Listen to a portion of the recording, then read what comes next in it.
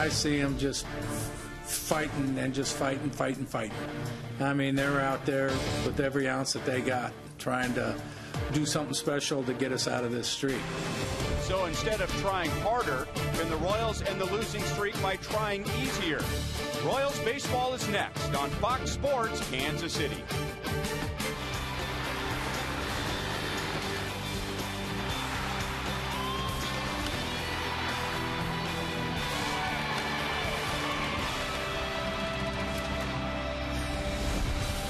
Royals baseball comes to you from Kauffman Stadium, where the Royals and Tigers have played two very close games, dominated by good starting pitching.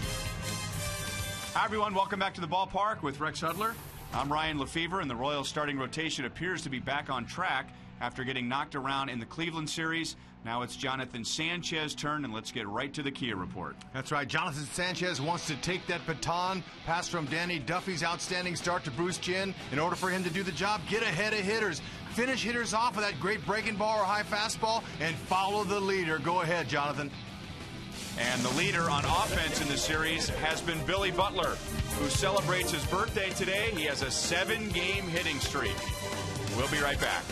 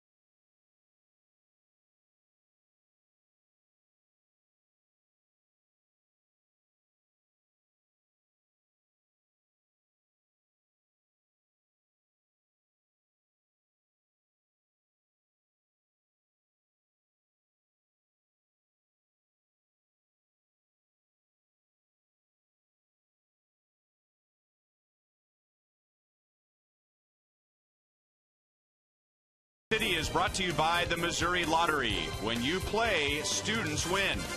And by Chevrolet. Joel Goldberg will talk hitting with Kevin Seitzer when we come back.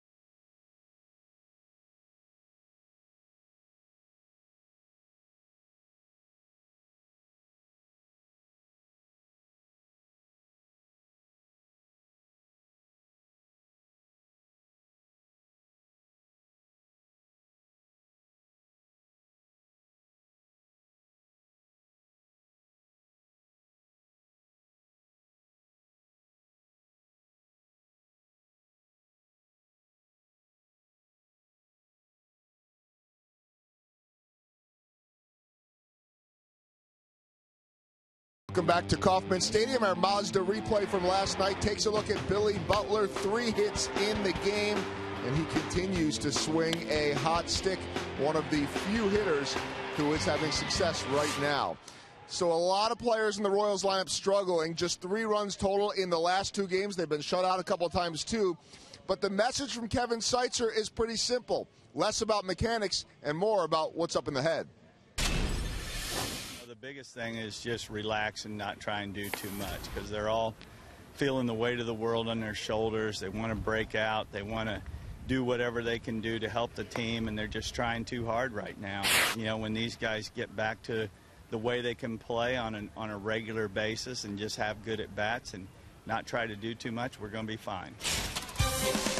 Trying to put the hitting and the pitching together all at the same time. Jonathan Sanchez on the hill. Ryan and Rex have the call next.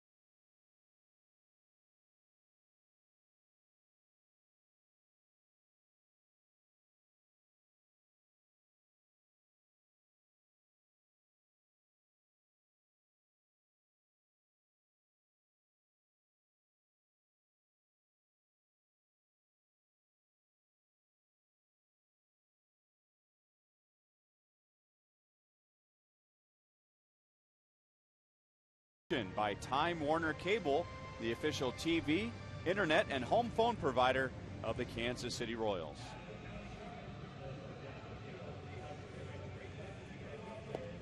Jim Leyland is now 4 wins away from 1,600 for his career. He is 18th on the all-time wins list for Major League managers. And here's his lineup tonight. Miguel Cabrera and Prince Fielder both breaking through with RBI singles last night. Those two, along with Ryan Rayburn and Johnny Peralta, are the only 4 Tigers who have an at-bat in the past against Jonathan Sanchez. And for Sanchez, this is his first start against the Tigers since 2008, when he took a loss, but he pitched well. He went 7 innings and gave up just 3 runs. And he's in for a strike with Austin Jackson. So here are his 2 starts. A win with 5 innings at Anaheim, and then the Royals bailed him out on Saturday against the Cleveland Indians. Jackson went too far. He's down, no balls, 2 strikes. He gave up 5 earned runs in 2 2/3 innings on Saturday. That was the game that the Royals came back after being down by 7, but lost in extra innings, and now he's back on 3 days rest. And he just threw 75 pitches. So what Tigers hitters are going to see is a fastball that can be lively at times, especially when he throws it up in the zone. Got a changeup, little curveball and a split finger. It's actually a split finger changeup combination. Good depth to his curve. Still 1-2 to Jackson. I mentioned earlier in my Kia scouting report, it's key is for him to get ahead, and he's doing that right here. Go ahead and go out, and so you can get ahead and execute your off-speed pitches. Keep the curveball down.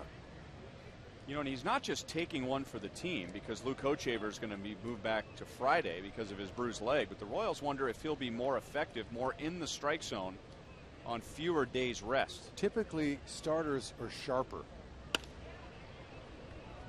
And he didn't throw a ton of pitches. So that's the thinking. Give Hoch a little extra day to heal.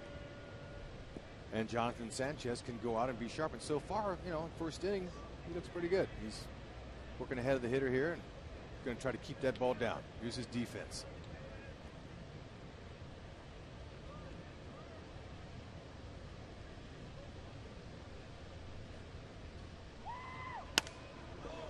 One hop. Backhanded by Escobar, and he throws out Jackson.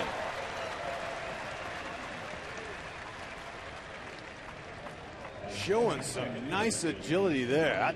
That's that little spin around. But first, you got to catch it, and he did. Then he hosed him out. Frenchie's out there in right field. Hosmer's over there at first base. Betancourt's getting the start at second because Ned likes the way he's swinging the bat, and Scherzer doesn't hit him as well. Look at this. Look at the throw, though. See, the throw's right on the money. If you miss one step to the other, that guy is safe. The leadoff hitter, Jackson, can fly. Royals defense presented by Ford as Brennan Bosch takes ball one from Sanchez. 3 hits and a run scored for Brennan Bosch in the first 2 games, batting at .267. And he's one of the 5 hitters in the lineup tonight that are getting a first look at Jonathan Sanchez.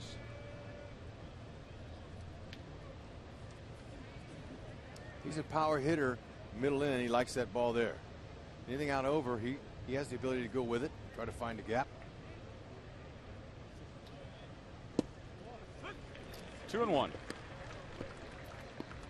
Sanchez on Saturday against the Indians. Now, he started that game with 2 scoreless innings, and then he gave up the 5 runs in the third. Only he knows if he was rattled by Shin-Soo Choo yelling at him from home plate after Jonathan nailed him on the leg. But we do know this: he didn't get out of that inning, getting just 2 outs in the third, and gave up 5 runs.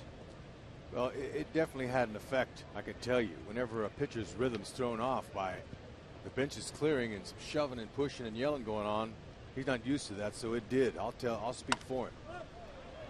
Gets it in on the hands of Bosch. And Betancourt, if it ever comes down, will make the catch. 2 up, 2 down. 76 degrees. Another beautiful spring day in Kansas City. Sunshine earlier today, now partly sunny. Started right on time at 7:10.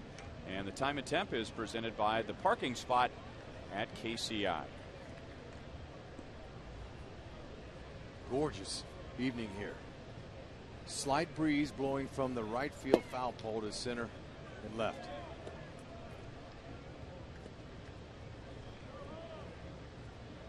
Cabrera, he's hitting a 154 against lefties so far early this season. 2 for 13.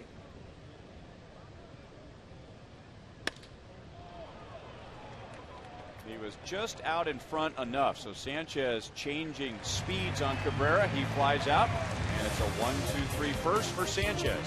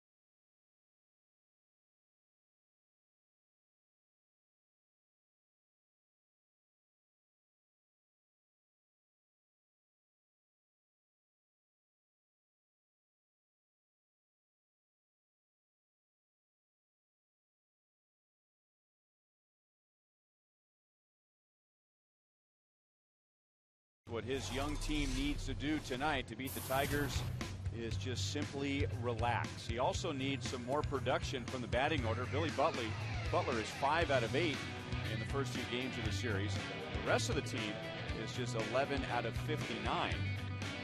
And the Royals aren't going to get a break tonight. They'll be facing the former MU Tiger, Max Scherzer, who's had 1 good start, 1 bad start to begin the year. And last season was a 15-game winner for Detroit. And Ford will show us the defense playing behind Scherzer tonight. You might have saw that 351 average against. That's what the Royals will use as ammunition. Jackson in center goes and gets it. Brandon Inge gets the call back in there. He's got some pop. Hadn't played a lot of second base. But Max Scherzer is hoping that he'll be airtight on defense. They have been. I mentioned again, only 1 error this year so far, and that was by Cabrera. The Royals have made 7.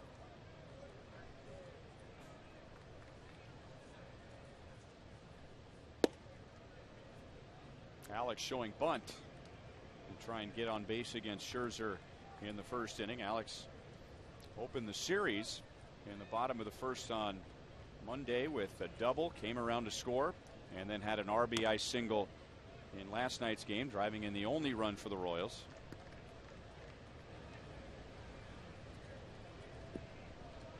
Talking with Kevin Seitzer about Gordon's approach up there, he says, Hud, he looks good from a standpoint, mechanics, everything looks good. I said, well, what kind of adjustments is he making? Because they've been getting him on inside pitches and everything. He says the adjustments that he needs to make are mental right now. He needs to back off a little and not try too hard and not try to carry the team. Go out there and let your natural ability take over. Pulls a changeup out to the second baseman Inge, and there's 1 away. You know, the pitch before that one is a sign that Alex is just a tick off, because he had a good swing at that Max Scherzer fastball. He timed it perfectly, didn't quite square it up, fouled it back to the screen. And when Alex is right, he puts that ball in the fountains. Here's the pitch before the out. See how that ball drifted back over the middle of the plate there. You're right. Just a tick. Scherzer, sinking fastball, slider, changeup. Changeup's his second best pitch. That's the one he retired Gordon on that just now. His fastball will range anywhere from 90 to 95, depending on if he sinks it or four seams it. There's a nice four-seamer right down that Uni missed. His keys are like most pitchers, try to work ahead, don't fall behind in the count, and establish his off-speed pitches. And those keys were given to me by Scherzer himself. When I can and when they'll talk to you, I like to ask them, what are your 3 keys to beat them? Sometimes I make them up, or sometimes I talk to the pitching coaches and we figure out what their keys are each night. Another foul ball from Betancourt. Now, you didn't talk to him today, did you? No, I talked to him first day in. Although, you know, I was thinking, you don't want to talk to the starting pitcher on the day he's going to pitch. Never. Unless it's their guy, right? Because if you throw him off his game, we're good with that, right? No, you don't want to talk to Sanchez today, but you can talk to Scherzer today. No, I never do. I have too much respect. But I know how those guys operate on their day. They only play once every 5th day, man, and you know that day's their day. You leave them alone. What could get your head bit off? So you get them a day or 2 before. They'll talk to you. Okay, Union right now, he is unbuttoning that top button. He's taking some rips on Scherzer. And that's one of the reasons that Ned has him in there. He's been swinging a hot bat, but also coupled with the fact that right-handers are hitting so far early this season, 368 off of Scherzer with 1 homer. Lefties are just 2 for 9. Shallow right center. Inge is out and makes the catch in front of Bosch. So 2 down, and here comes Eric Hosmer, and in this series 0 for 7. Let's look at his swings in Anaheim. Right, when he was going good and it was first time around, there it was. They were laying it down there right where he likes it. 2 pitches in identical spots and he hit them. Now the league adjusts a little bit. Look what they're doing. Now they're going away, away, away. Look at the fox tracks. It'll show you. Now, he had a pitch there. He missed it, but they are not coming in. They're not coming in. This is how they adjust. They have advanced scouts. Each team does. So they're watching each game. Like Toronto has a scout here tonight watching these Royals because Toronto's coming in next. Remember a hitting coach saying to a struggling hitter who just wasn't getting any hits and popping out, and he said simply, "Are you swinging at good pitches?" And it just dawned on the hitter that, you know, when you're hitting balls hard, you're getting hittable pitches. Nobody's expected to hit pitches down and away and in the dirt. So that's one of the adjustments the Royals want Hosmer to make, as Scherzer has an easy first inning.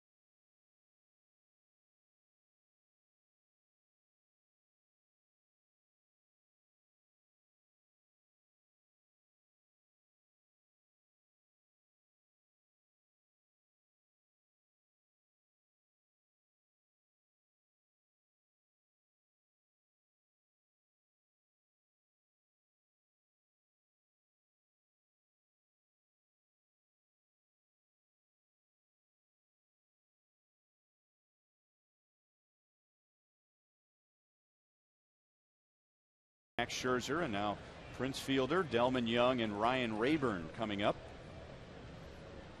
Fielder, of course, all those years with the Brewers, he has the most experience against Sanchez, and that would be 18 plate appearances, 5 hits, 4 walks. So that figures to 357. After Fielder, the most plate appearances any Tiger has is 4. There's the numbers. Sanchez has also hit him a couple of times. Bobbled by Hosmer, but he stays with it and gives Sanchez a good feed. And Fielder is out to begin the second inning.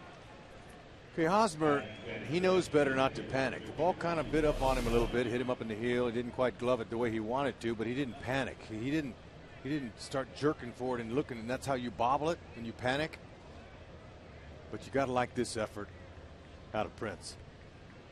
Sanchez barely got his heel on the bag. Like the effort. 2 things a player can control being a baseball player. Only 2. Your output, what you give, and your attitude. And those are 2 things that players can control.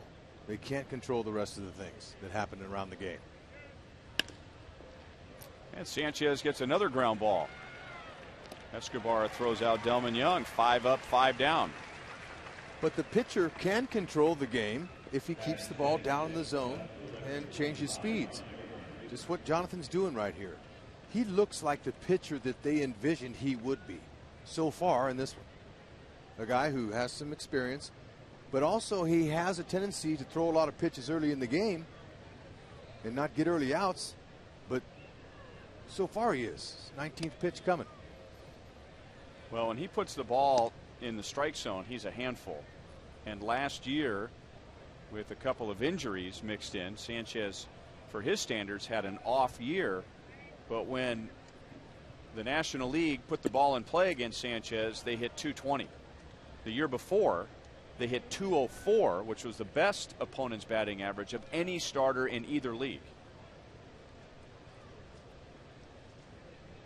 He has the stuff, no question. Fastball, big curve, and a split finger changeup kind of a combination. It's how they hold the ball, whether they split their fingers or they hold it in the back three. Sometimes they just hold it in the middle for that pitch.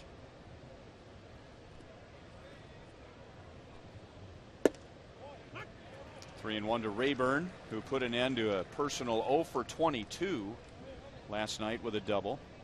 He had one at bat against Sanchez when Sanchez faced the Tigers in 08, and he hit a home run. This time he takes a 2-out walk.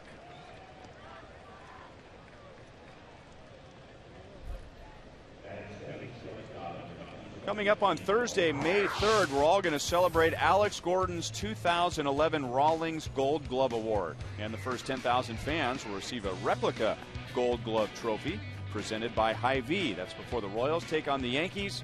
Go to Royals.com for tickets.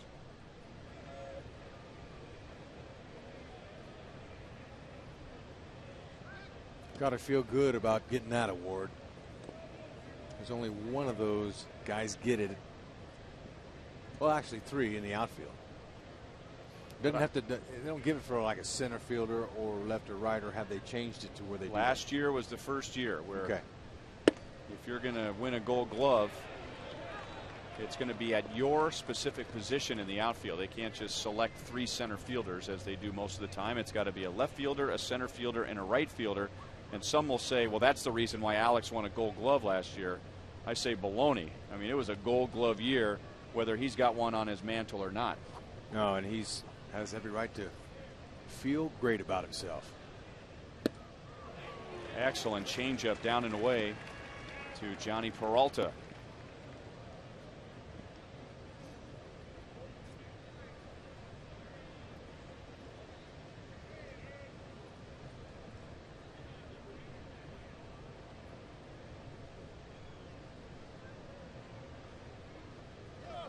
Rayburn takes off, and the ball gets away from Quintero, and that's one of the disadvantages if you're a runner for not taking a little peek toward home plate, because Rayburn had no idea the ball got away from Quintero, so he went sliding into second base.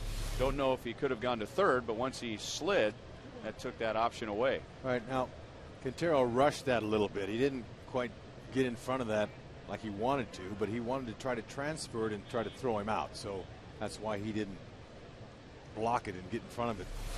That's just their 3rd stolen base of the year. 2-2 on Peralta. Leland has a power team. They slug. They don't run. So that's a rare one. That's Rayburn's first of the year.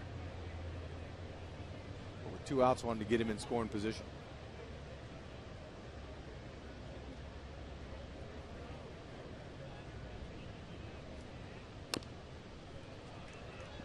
Still 2-2.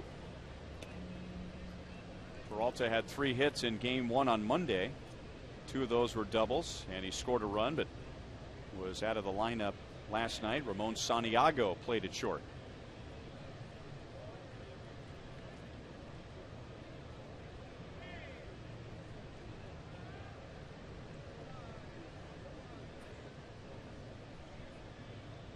Looked like Quintero that time wasn't going with a series of signs for Sanchez. He was just going one at a time, and Sanchez kept shaking him off.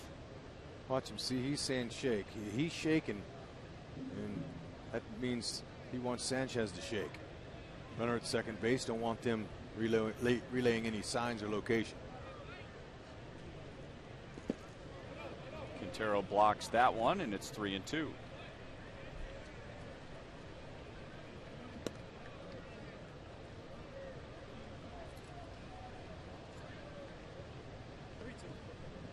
One through 9 in the Tiger lineup all have power potential.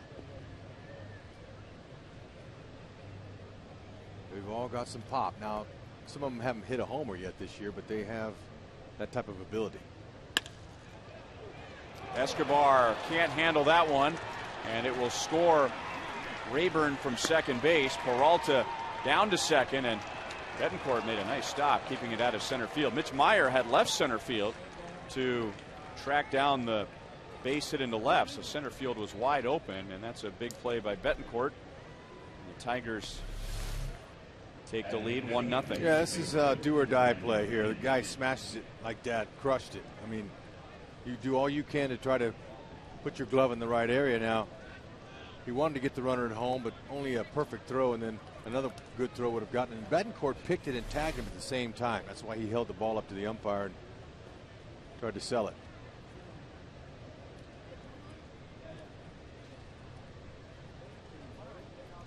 Escobar's hands are so good that we come to expect him to make plays like that, a very difficult play.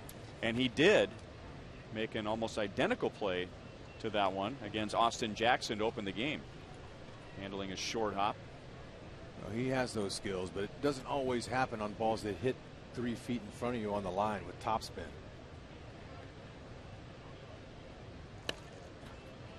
One and one on Brandon Inge, who had a 2-run home run on Monday night. That put the Tigers in front 3-1. The Royals got a run in the 9th, but Justin Verlander went the distance and beat the Royals. The Tigers took game 2 last night 3-1.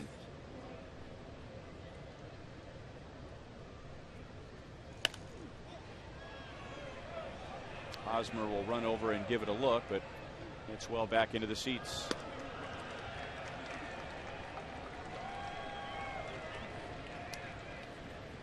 It was a tough series for the Royals in Cleveland, and especially for the starting rotation. But now in this series, the Royals have gotten a very good start from Danny Duffy, 6 2/3 innings, 7 strikeouts, 3 runs. And last night, Bruce Chen, 7 innings, 7 strikeouts, and only 2 runs allowed.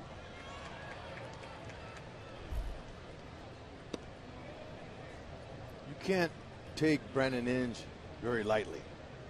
He's in his 11th season. He has an idea which balls he can handle. And when he hit that home run to the opposite field the other day, I wasn't shocked, but some were. He's very strong.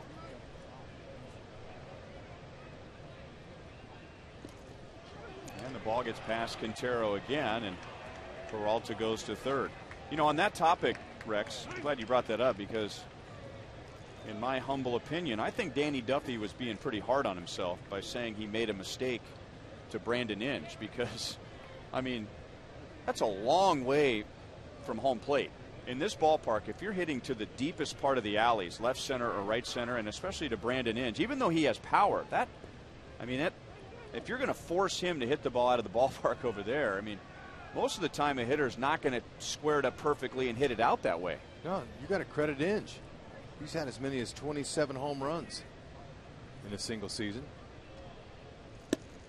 Now, if he spun a curveball up there and Inge pulled it into the bullpen, that's one thing. But, yeah, that's out over the plate. But that's a long home run to basically deepest right center field.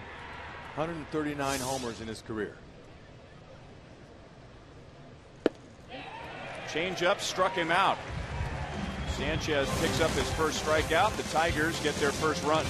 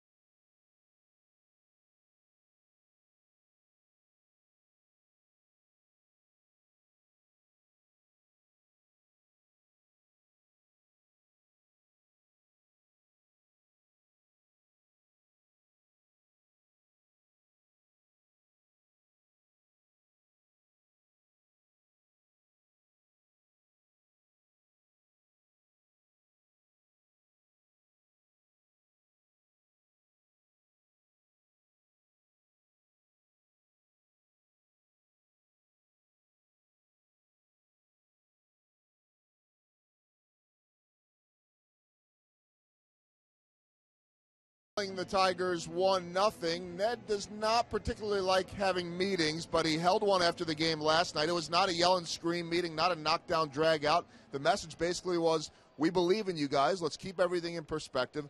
Go out there, have fun, stop beating yourselves up, and go play the game like you did when you were 12. Enjoy it. Everybody I talked to said the message was very well received. Ryan? All right, Joel, thank you. And, you know, if the Royals had played better in the Cleveland series, if they won one game, if they won two games, well, the last two nights you could just say they ran into some good pitching. I mean, there are some nights when you're not going to play poorly, you're just going to lose because the other team played a little bit better. But because the Royals lost a week ago today in Oakland, and because they lost the way they did in the Cleveland series, well, it makes the first two games of this series look worse than they actually are, at least the fact that they didn't win. Look at that hard slider by Scherzer. Billy was convinced he had a fastball. Billy among our Toyota League leaders as he turns 26 years old today. Tied for the most multi-hit games in the American League. Tied for the most doubles. Fourth with base hits. And his hitting streak is the fourth longest at 7. Inge has been busy tonight. He's been a part of every out. One away in the second inning.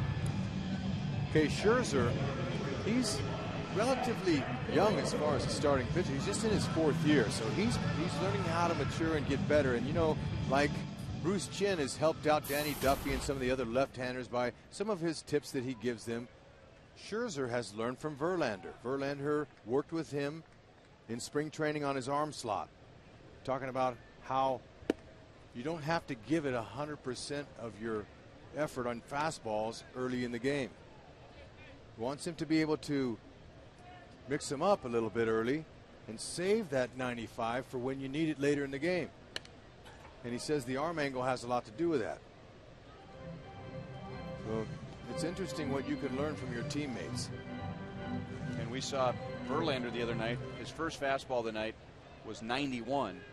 His last one was 100. 8 innings later. Right. He knows what he's talking about. First strikeout for Scherzer. 2 down in the second inning. Coming up on Friday, that's the beginning of the Royals Blue Jays series. It's the first Buck night of the year. So hot dogs, peanuts, and soft drinks are just $1 each. And then we hope you'll stay after the game for the first Friday night fireworks presented by Hy-Vee and Pepsi. Go to Royals.com or call 1-800-6-ROYALS for tickets. Toronto Blue Jays are in for 4 games. Friday night, Saturday night, Sunday afternoon, and then wrapping around to Monday night. Okay, that was a good try by Moustakas there. Okay, Cabrera's playing him way back and over in the shortstop hole pull. So Moustakas says, I'm going to take my easy base hit right here, but he rushed it. He came out a little too quick. Instead of taking his time, all he had to do was just square around and bunt it. Shallow left. Catch is made by Rayburn. And Scherzer has another 3-up, 3-down inning.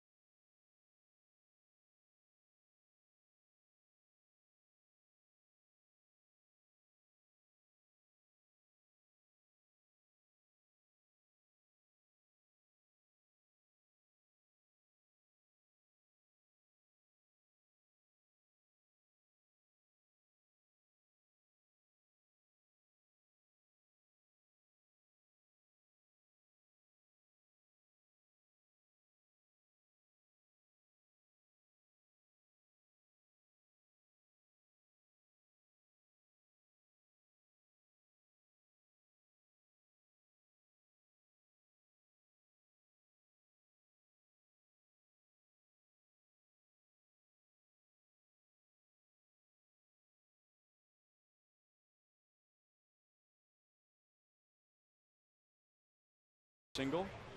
A reminder, as you enjoy a cold one, to look forward to Miller Time later in tonight's game, brought to you by Miller Lite.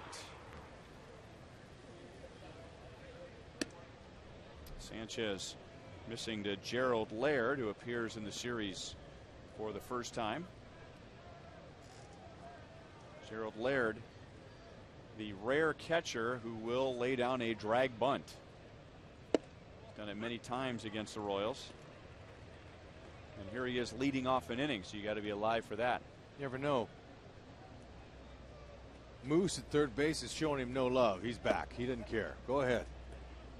But he will. And, you know, you don't do that unless you did that growing up and you were in high school. So when you bring it to this level and you're a catcher that's not used to, you know, doing that, it's a natural thing for him. Some guys have had to learn how to bunt in the professional ranks. And they're not as confident to bring it out all the time. But with somebody who does it like Laird, he did it when he was a kid. He will walk, and that's Sanchez second.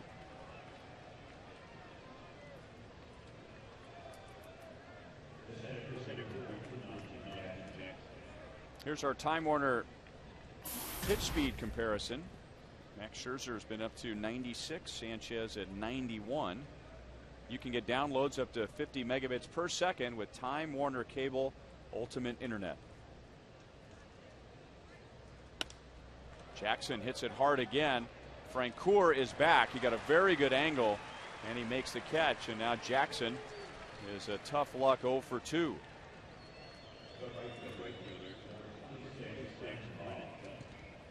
If Francoeur would have hesitated a little before he started back on that ball, it would have been over his head. Those are very difficult for outfielders, the ones that are hit on the line over your head, to judge properly.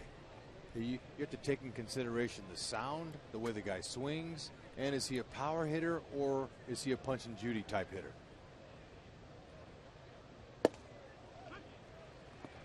Brennan Bosch popped to second his first time up.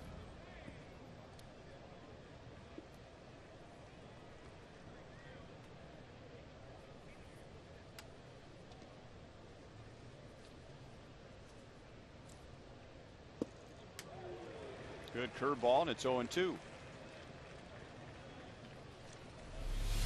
Sanchez would like to use that pitch again, down a little bit down in the zone, though. That was a little bit up. See if he can get him to roll over here with 2 strikes and to a double play. That's what he'd like. 1 pitch, 2 outs. They call that the pitcher's best friend. Bosch goes the other way, and it is foul into the corner. He's had a couple of base hits to left field in the series. Laird will go back to first, and it's still 0-2. Bosch had a really surprising year. I know he had a good year or 2 in the minors, but I don't think they expected him to have career best. Scored 75 runs, 121 hits, 16 home runs. That opened up Jim Leland's eyes and said, we got to get this guy a job full time.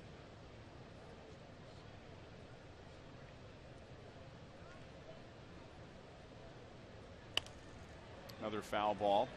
One thing he has to get past is to be not just a good first half hitter. He's had 2 very good first halves. He tailed off in the second half. Now he was dealing with a bad right thumb, and he had surgery on that at the end of the season.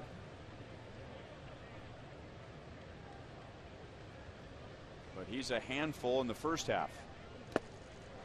Sanchez strikes him out as Quintero hangs on. That's Jonathan's second, 2 away in the third. Coming up on Saturday, one of our favorite giveaways. The first 20,000 fans will receive a Royals 80s retro batting practice jersey, courtesy of Fox Sports Kansas City. And our broadcast team will be handing out jerseys at 4:30 at Gate D. It's coming up on Saturday. Go to Royals.com/promotions or call 1-800-6-ROYALS for tickets. So Cabrera comes up with a runner at first and 2 outs. Sanchez changing speeds just enough on Cabrera. It looked like the old tweener pitch, so you don't see guys throwing these days anymore. It's not a changeup. It's not his best fastball. It's something a little bit in between. Cabrera had a good swing, but didn't square it up and fly it out. Now, this early in the season, you see he's hitting 244. He hasn't really got on track yet. So, but you're still going to be creative with him. Moustakas plays the short hop with ease over to Hosmer, and the Tigers are scoreless in the third against Sanchez.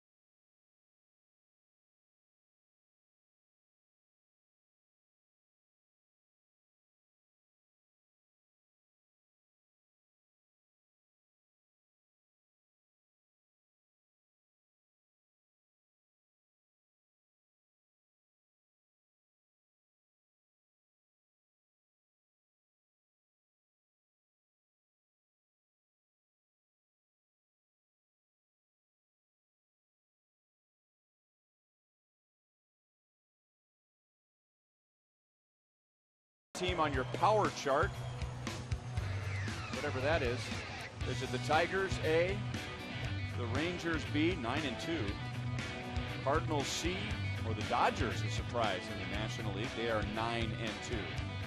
Power chart is like, who's the team that has the most power that you can chart? Now I'm more confused. This is not confusing. If you send in your text tonight, you'll get a bounce back text message from Sprint, which will give you details on how you can register to win a suite for you and 11 guests to a future Royals game.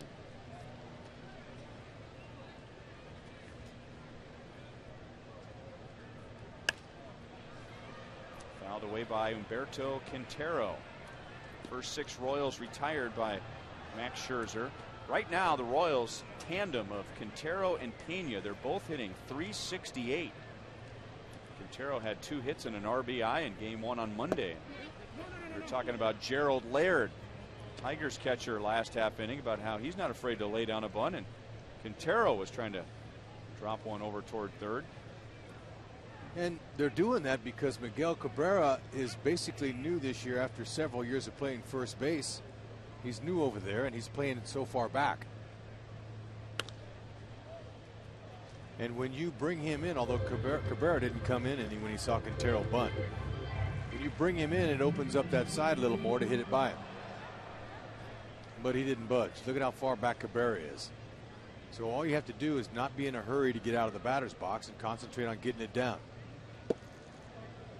2 balls, 2 strikes.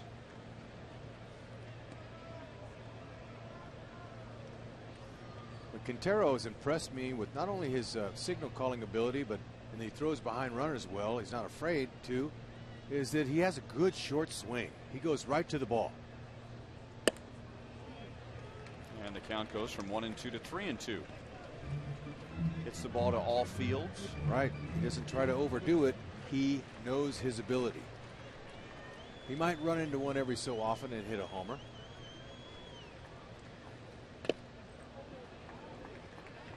Still 3-2. Quintero has 3 career at-bats against Scherzer and 3 strikeouts. And Scherzer can be a big strikeout pitcher. He struck out 11 White Sox hitters on Friday in Chicago. Took a loss in that game. He's concentrated a little bit more on his two-seam fastball. And he strikes out Quintero again. Scherzer's second of the night. The two-seam fastball is one that is going to run a little bit more, maybe have a little more sink to it, and it still is the fastball, but it's just moves a little bit.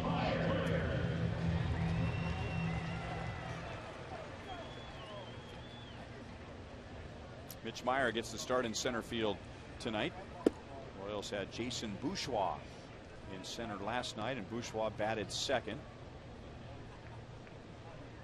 Meyer started game 1 and was on base 3 times. He had 2 hits, a walk, and a stolen base. And one of the reasons why Ned Yost has him in there tonight is because of what he's done in the past against Scherzer. 9 at-bats, 5 hits.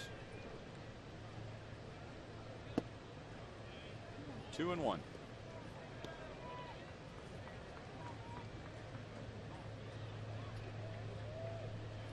Kevin Seitzer said he'd like to see his hitters take a few more pitches.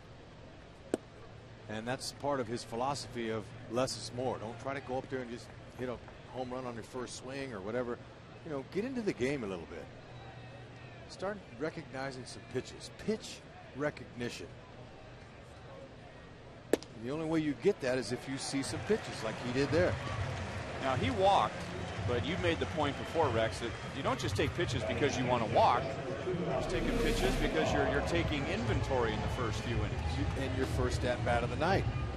All missed. You can see on Fox Tracks, he was all over the place, and so he's better now for his next at bat. We saw some offerings. Now, he didn't see that tough biting slider in that one, but Scherzer didn't want to show it to him. He was trying to get in the strike zone, but he missed.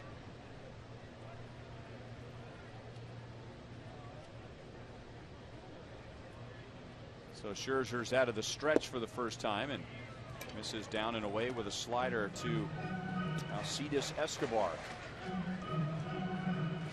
A .244 average to begin the year. 1 hit in this series. Also has a stolen base and a run scored. Should be a good hit and run combination. 1 ball, 1 strike.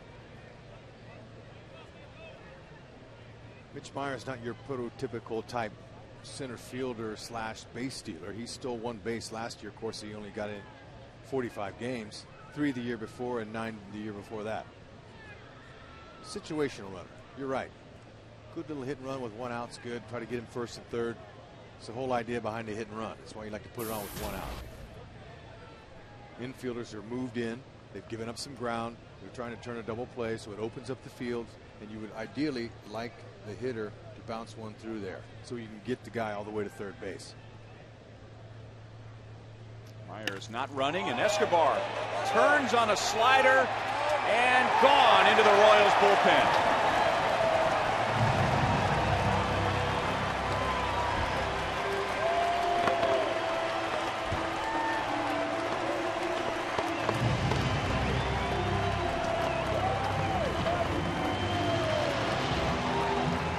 Forget about the 5 hopper through the right side of the infield. Go ahead and pick you out a piece of cheese and drive it. Go ahead, Escobar. Fully extended. Nice stroke. Haven't seen that hit the K off of a Royals bat. About time. And who would have thunk it would have been Escobar? Or who would have thought? My grammar's not the greatest, but we know what thunk means. Okay. What a swing. Pitch recognition. He saw that it was a fastball belt high, and he recognized it, and he went ahead and put his home run swing on it.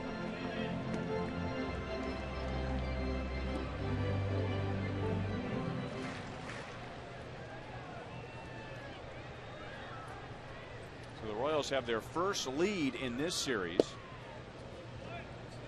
Ed Yost has said on a few occasions that when it's asked, what's it going to take to turn this thing around? And Ned said, sometimes it's just one big hit and everybody else just kind of relaxes.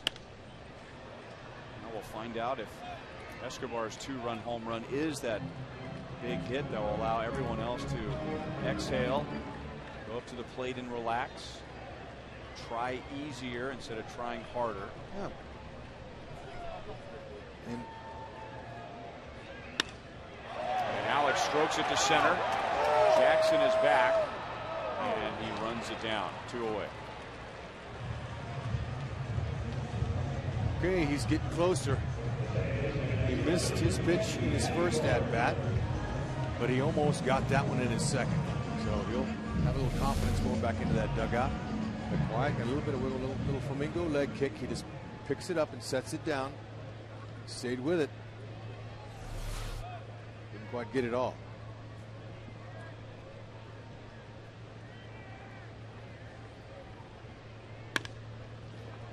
Cabrera swipes at it, makes the play, throws out Betancourt to end the inning. Royals take the lead on Yuniesky Betancourt's first home run of the year and his second career against Scherzer.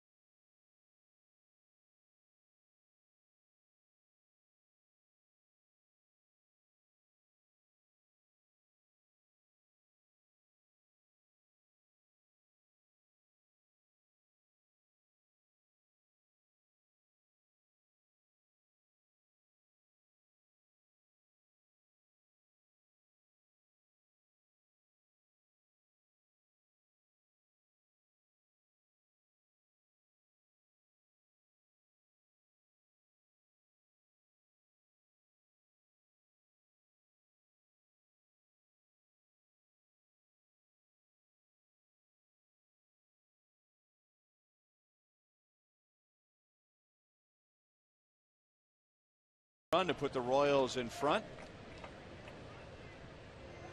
Now Jonathan Sanchez, he's going to pitch out of the stretch with nobody on. And he almost hit Prince Fielder, whom he's hit twice. There's a handful of players that have been hit more than once by Jonathan Sanchez, including Shin-Soo Choo, and we know what Choo felt about that when he got plunked on Saturday. But Choo did say he overreacted. He should have taken his base. Now that's a good inside pitch. Nothing wrong with that. That set up that breaking ball. And the reason Sanchez is going from his stretch position is because he feels more comfortable in it.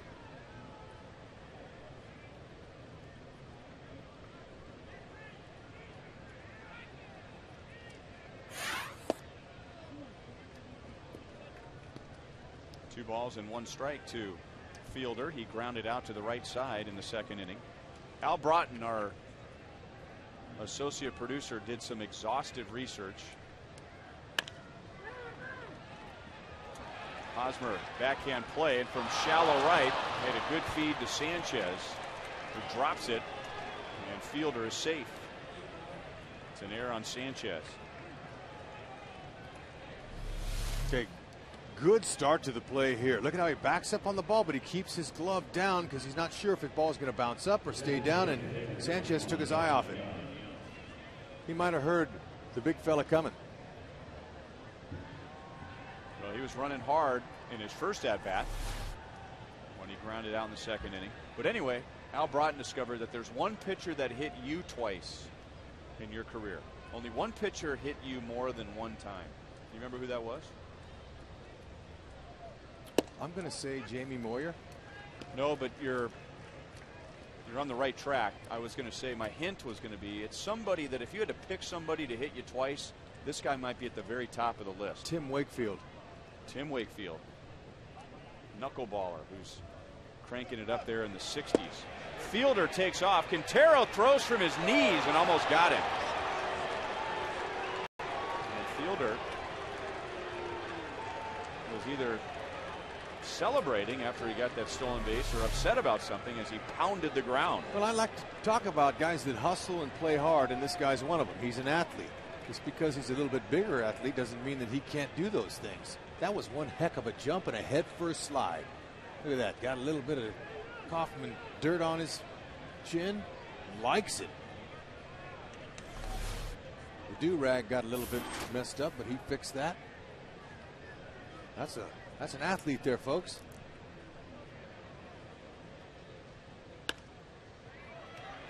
Still 0-2 on Delman Young. Was I right with Wakefield? Tim Wakefield. Okay, whenever a knuckleballer or anybody soft tosser, you just move up on the plate. So you're okay with that? You're kind of it's like a mosquito bite. Didn't hurt. Get on base, got a chance to do what Fielder did just then, steal a base.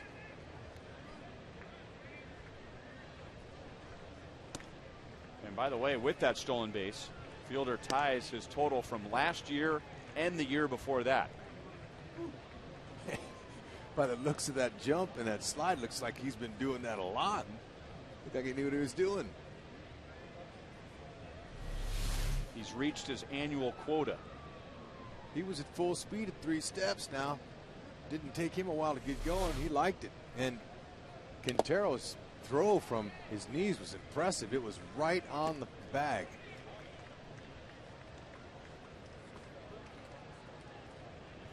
They weren't expecting him to go, and he did. Nobody out. Stays out of the double play. Tigers had 2 stolen bases in their first 11 games. And now they have 2 tonight, and we're not even done with the 4th inning.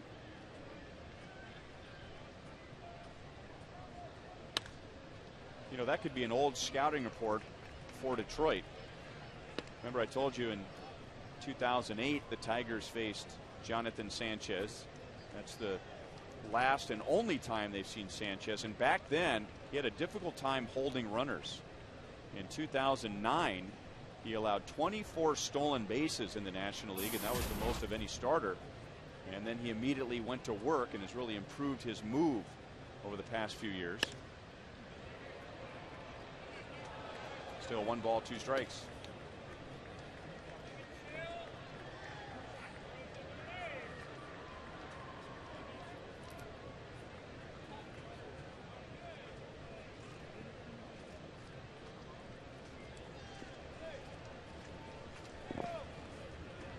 And now Quintero and Sanchez are going to talk it over. And while we have a moment, George Brett has stopped by the broadcast booth, as he does often, but this is in an official capacity because you have a sport coat on. Yeah. But you're going to be here at Kauffman Stadium as the Royals are going to unveil the official All-Star ballot, and you're one of the Royals All-Star ambassadors. Yes, I am, and I'm looking forward to it. It's going to be a great time. Okay. I'm going to be the MC. Are you? So I'm going to be grilling tomorrow? you from the from the What very are we beginning. going to do tomorrow? Will you let me know? I don't know. I'm working on the questions right now. Okay. Yeah. So you might want to bring Make your them A easy. game. Make them easy. Okay. Rex, are you going to be here tomorrow? Absolutely, but you know what? Something tells me that George will be able to handle anything you throw at him. He is pretty easy to work with. That's isn't he? right. He's the best. But just like those pitchers, you handled most everything they threw at you, didn't you? Once in a while. Some guys were tougher than others. I think Ryan would be pretty easy to handle. What'd you throw, about 85, 84? If you added the 2 pitches up together, it'd probably get up to about 85 miles an hour. Yeah. Perfect. I can handle that. Rex could handle that too. Well, we were talking. Prince Fielder has been hit twice in his career by Jonathan Sanchez in the past, and doing research, we found out that the only guy that hit Rex Hudler twice in his career Tim Wakefield. I told him I bellied up on the dish. I'm looking for that. Yeah. It's a mosquito bite when it hits you. Why would you be afraid of a knuckleballer? That's the high school lingo now. You know what they say? Wear it. Yep. Nice. And if it doesn't, if Wakefield's throwing what, 65 miles an hour knuckleball? Exactly. Wear it. Thank you. Right? What if it was Nolan Ryan? Well, yeah. Now you face knuckleballers. It's a lot harder to hit. They're pitch. real hard to hit. So that's why I just cheated and got right up on there and said, "Go ahead." Young gets it past Moustakis.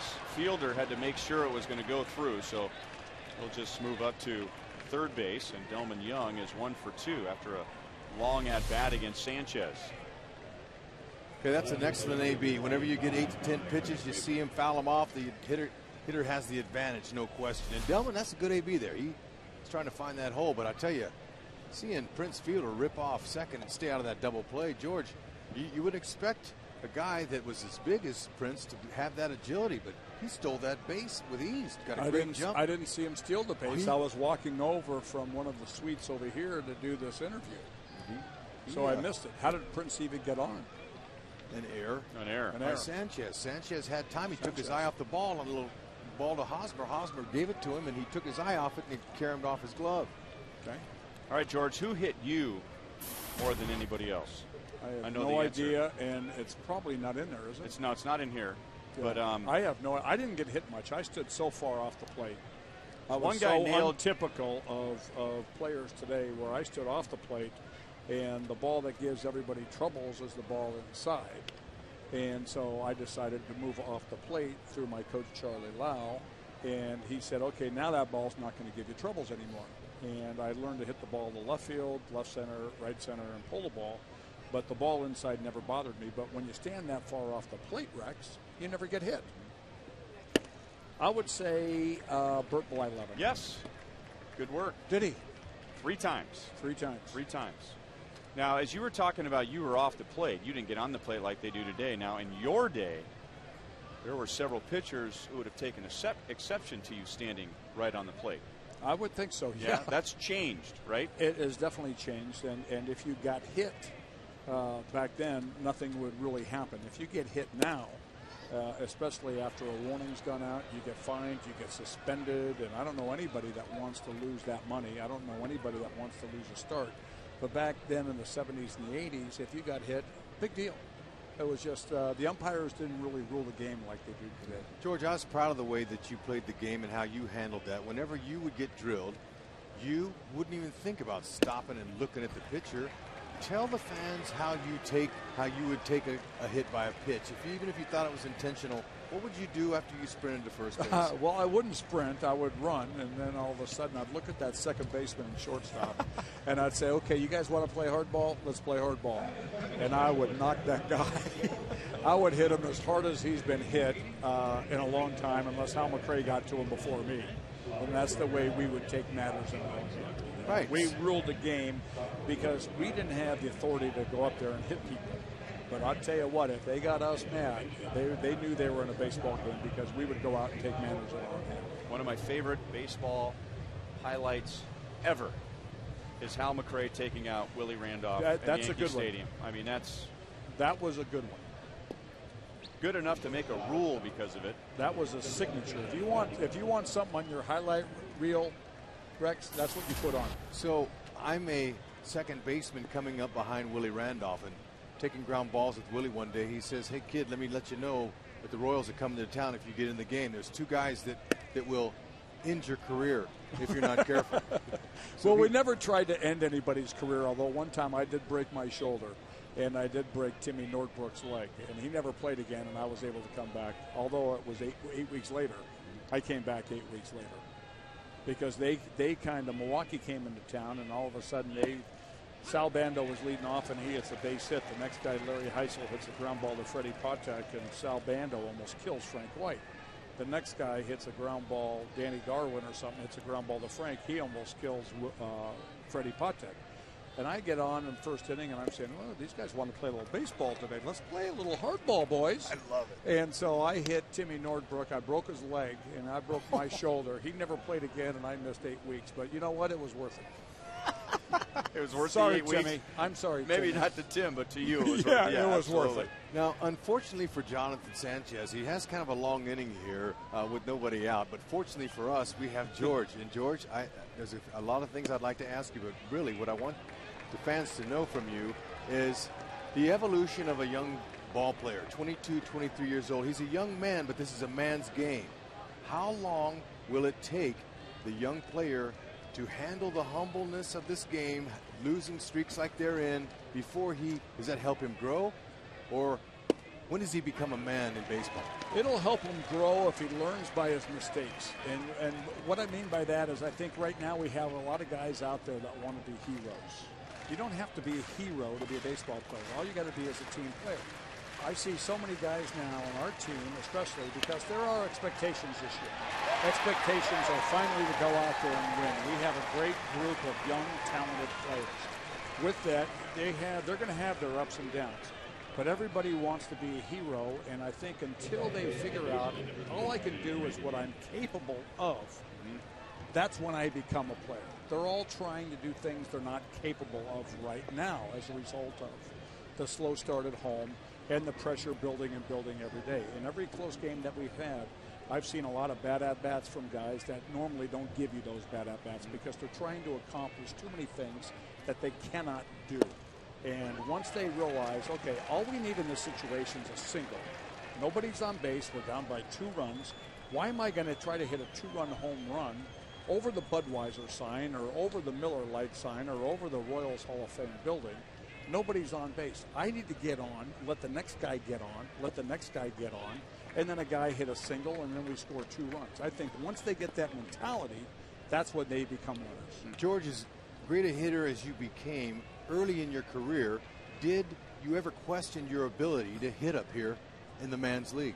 Well, it took me a while, Rex. When I came up my first year in '73, I hit 125. At the All-Star break in '74, I was hitting 200. I mean, I never hit 300 in the minors. Charlie Lau introduced me to the art of hitting in 1974 at the All-Star break. And that's when I gave him my heart and soul.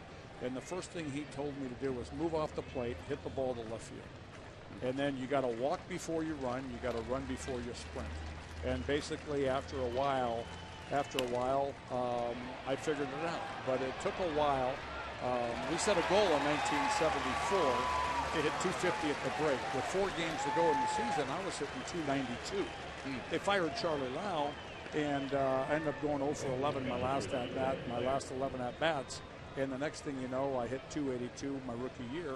Next year, hit 300, and all the things that Charlie had taught me about hitting, I continued to do. As a result of that, I ended up amassing 3,000 hits. Did you ever question your ability?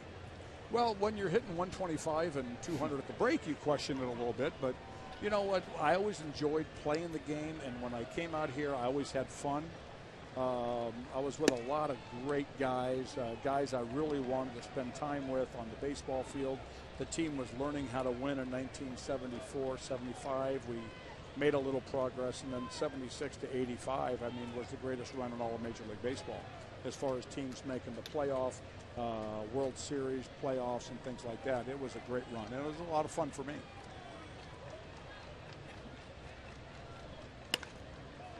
Foul. That is just foul. Thank goodness.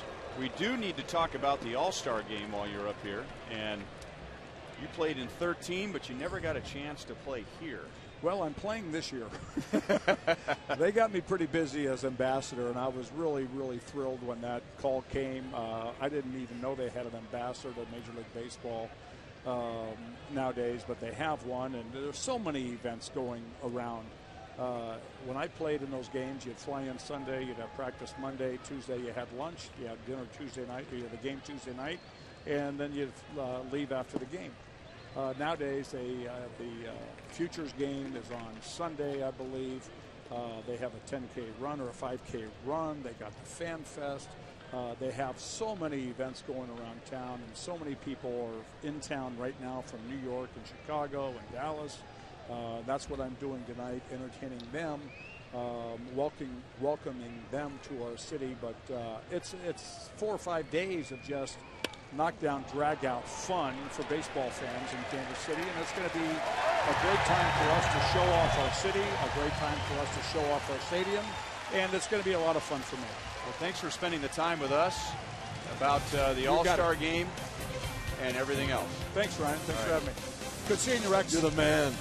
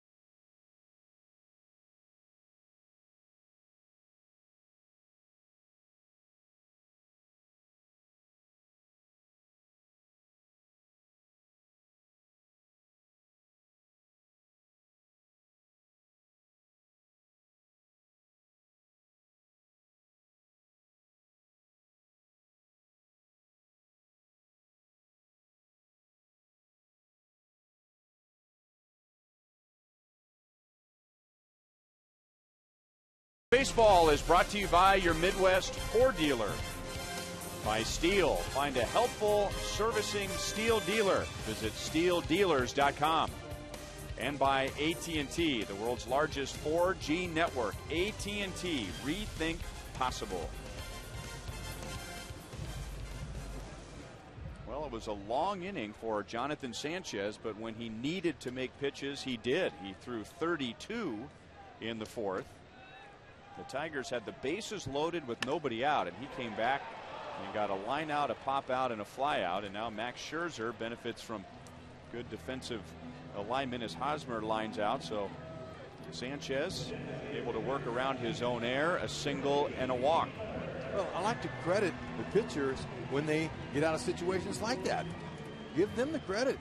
Most guys bear down when guys get in running in scoring position, and Sanchez did. But it was great to have that long inning with Hall of Famer George Brett up here. Got to pick his brain. I wanted to ask him about being a young guy so it'd relate to some of these players and what their struggles are and how do you come out of stuff like this. Billy grounded out his first time up.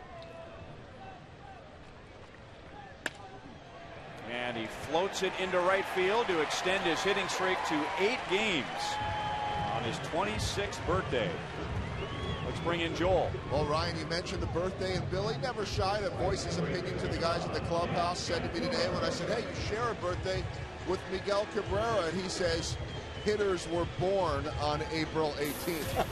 Mitch Meyer rolled his eyes and admitted to me he had been hearing that all day long. Frenchie confirmed it too. I said, Billy, what do you get on your birthday? You got everything you need. Now you're hitting, you got the contract, you got a beautiful family. He said, just some nice clothing, some good suits. He said, that's what you do when you get older. You get more sophisticated, guys. All right, Joel.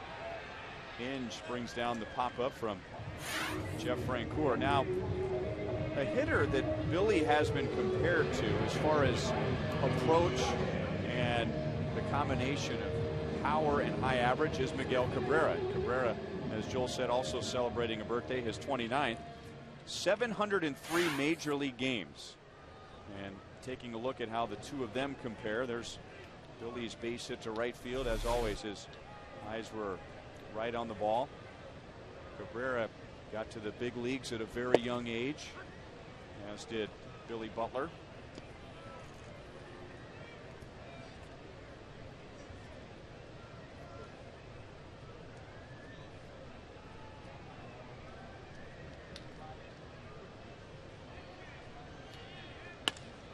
Now Moustakas shoots it into right center.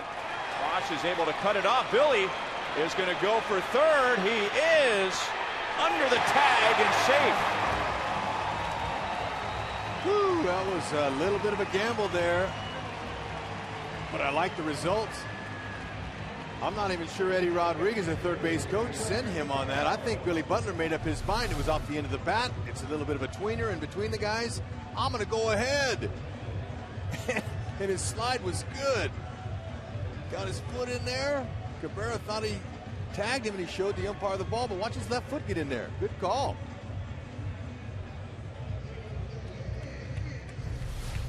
Like Mark Wegner on that call at third. He was right on top of it. So those are the little things you can do when you're an aggressive ball team and it's in your personality to take the extra base. So credit Billy Butler for getting a good jump on contact and reading that ball, knowing it was going to fall.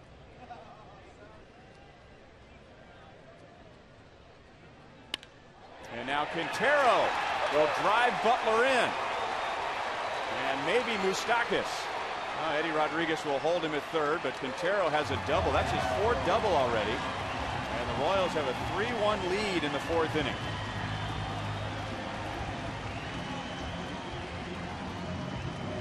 Okay, so far it's the unexpected heroes coming through. As Kevin Seitzer talked to his hitters before the game, saying everyone's a piece to this puzzle. There's not one piece bigger than another. Don't try to put pressure on yourself. So look at the guys at the bottom of the order coming through.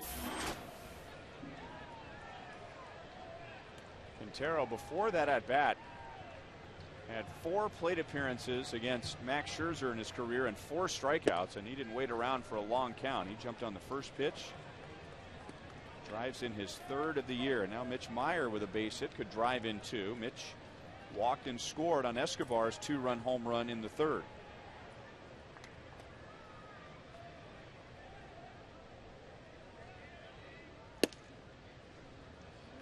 One and one. Staying within yourself.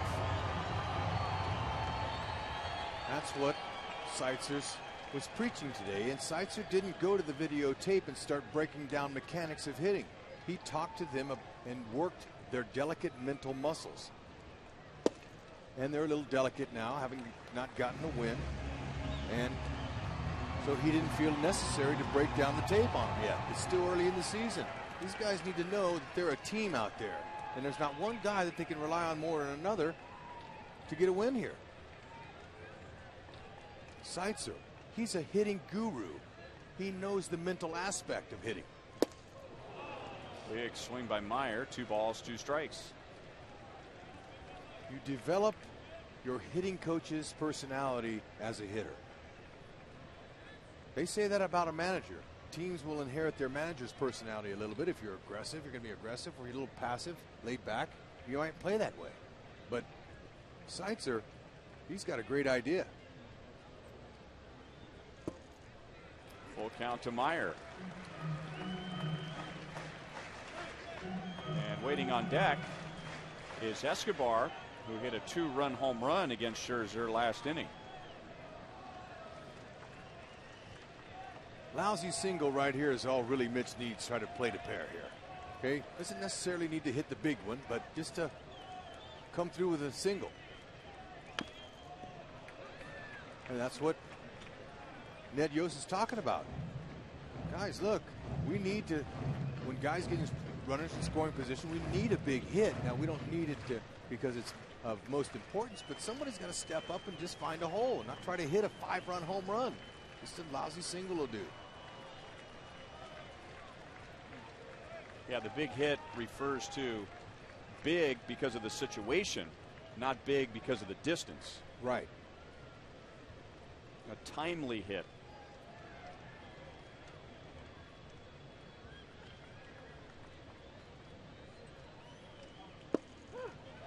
And Mitch strikes out. He thought it was low, and ball 4. The Royals add a run in the 4th inning and lead 3-1.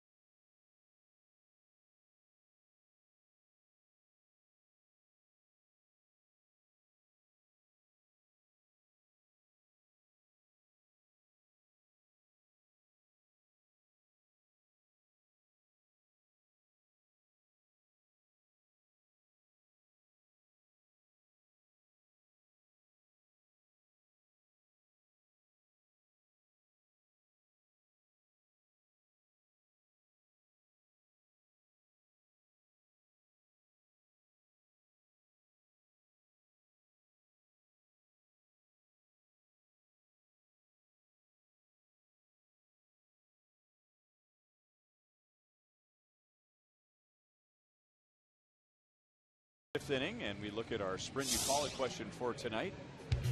Top team on your power chart, which Rex clearly explained that if you have power, you chart it.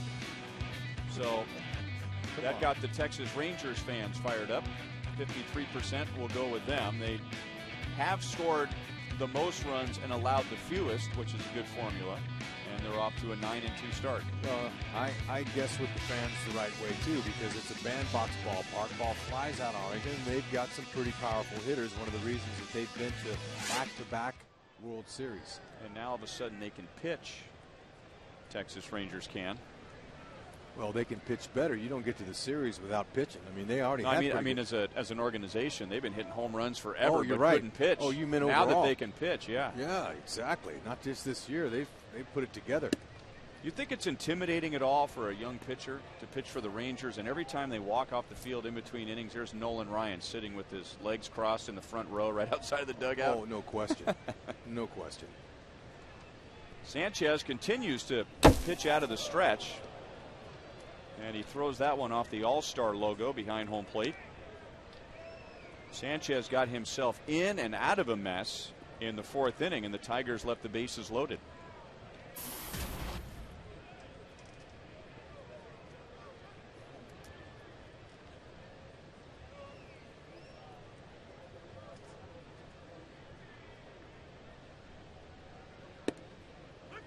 Jackson takes a strike. Jackson is 0 for 2. He could easily be 2 for 2. Grounded out to short in the 1st inning. Well hit.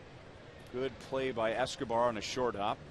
And then he lined to Francoeur in the 3rd. And now Sanchez comes back to even the count at 2-2.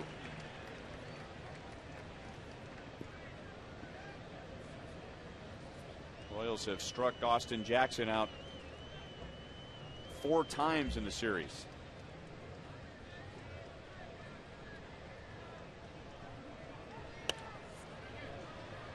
Still 2-2. Tiger run in the 2nd inning, a result of a Johnny Peralta RBI single. Royals got a 2-run home run from Escobar in the bottom of the 3rd. And then Quintero doubled home Butler in the 4th.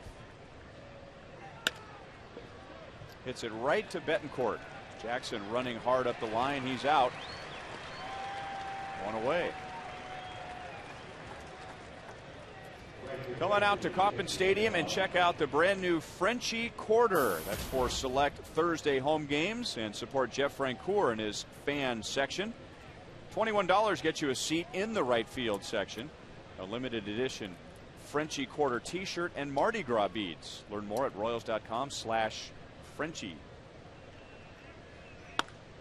Bosch goes down, hooks it over to Hosmer, who blocks it, grabs it, and goes to the bag for the 2nd out. Nice play keeping it in front of him. And he had already started his momentum hard charging towards first, so why not just go ahead and take it yourself? Nice hands. Good athleticism. And excellent awareness.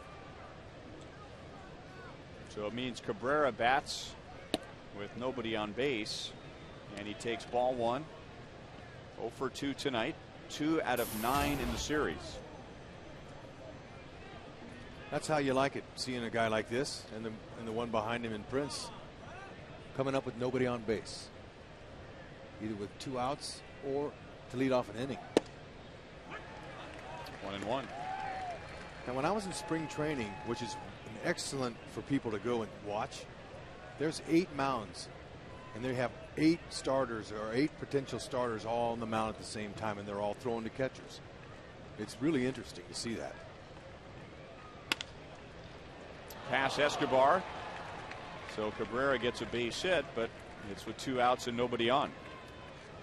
And I was watching all of the starters pitch, and Jonathan Sanchez caught my eye because his windup was so fluid. It was smooth. It was free and easy. All was coming out of his hand really nicely. And I said, wow, look at that. And that's what a hitter sees. He sees not any herky-jerky. He sees a real smooth delivery, but when Sanchez lets go of the ball, it explodes out of there. He's got a good fastball. He's going to need it here. And Fielder strokes it to right center field. He got a pitch up and in and drills it to the fence. Cabrera is coming around third, and the throw comes in on a couple of bounces to Escobar, and then his throw is late. So with 2 outs and nobody on, it's Cabrera and Fielder, a single followed by an RBI double, and now it's 3-2.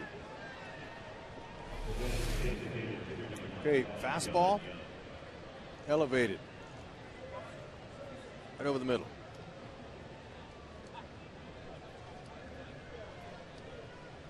And he's yelling as he's going around first base. Feels good. Maybe he's hoping that Cabrera is running hard with 2 outs and that double would produce a run, which it did, and it's Fielder's 7th RBI of the year.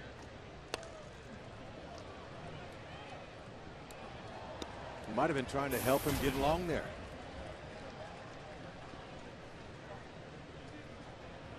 Delman Young singled in the 4th, grounded out in the 2nd.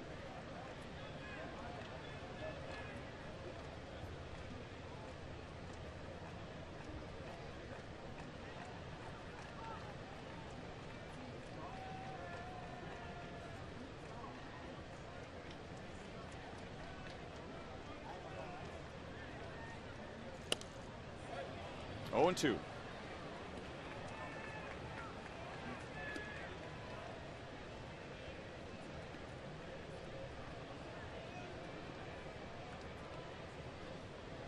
Sanchez has had 95 pitches, hoping for a real quick 5th inning and hoping for a 1-2-3 inning, but Cabrera and Fielder spoiled that. He needed 32 pitches to get through the 4th. Strikes him out with a breaking ball in the dirt to end the inning. His 3rd strikeout. The Tigers make it a 1-run game.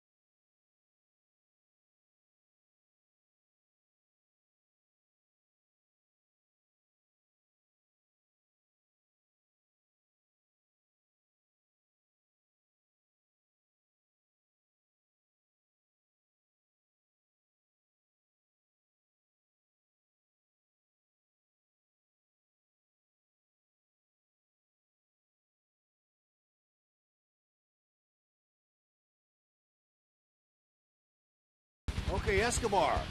He comes to the rescue. Puts one out for the Royals. Only their 2nd homer on this homestand, and it worked. Got Jonathan Sanchez a lead. He's hoping to hold on to it.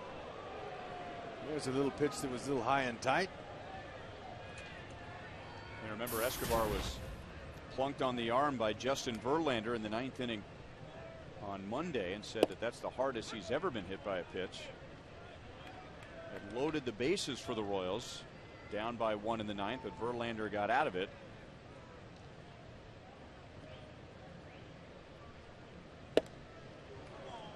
One ball, 2 strikes. It was Escobar's 2nd career home run against Max Scherzer.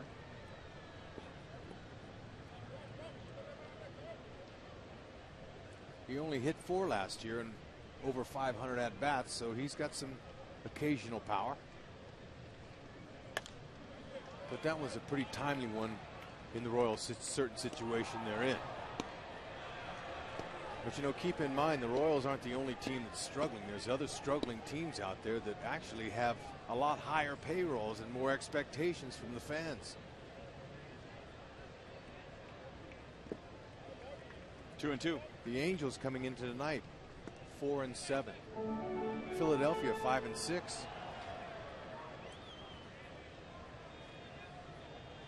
Boston Red Sox are 4-7. Actually, make it 4-8 now. Texas beat them today. Still 2 balls, 2 strikes. So you're saying the season isn't over? Yeah, exactly. Look, it's it's an interesting game. Baseball is, and it takes these guys a while to get going. That fan didn't take him long. No, he loves it. Yeah, high fives all around. Scherzer off the mound quickly and over to Fielder, 1 away.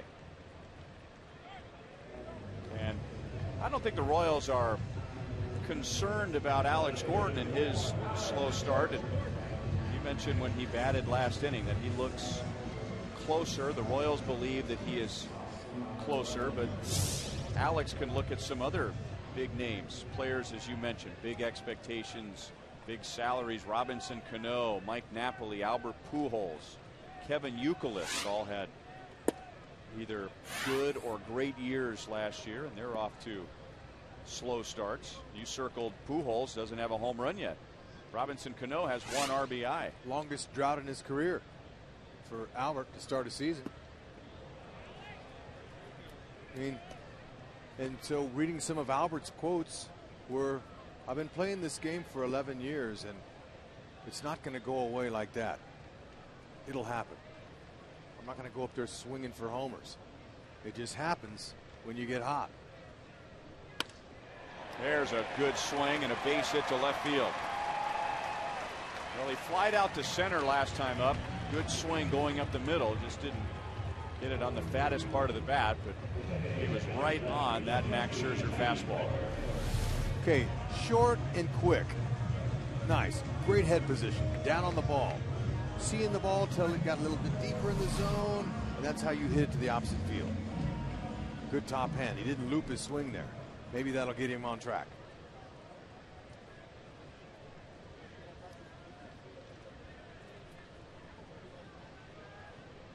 And now Betancourt, who is 0 for 2.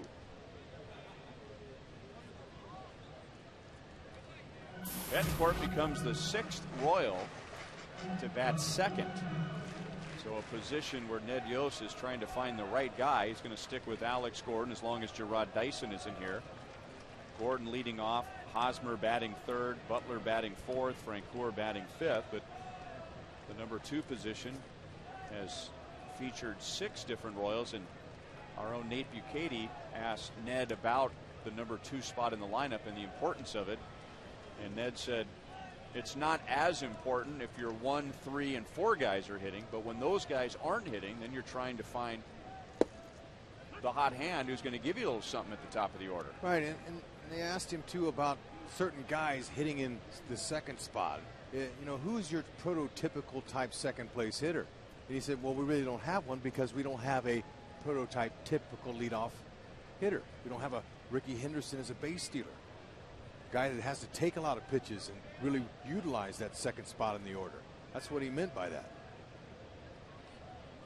So Ned is playing the cards that he's been dealt. And he's going to juggle them around and play a few different hands early to try to find the right combination. I know a lot of managers I played for did that. It's not till later where you solidify a lineup and you keep it there. Once you start winning, you find that winning combo.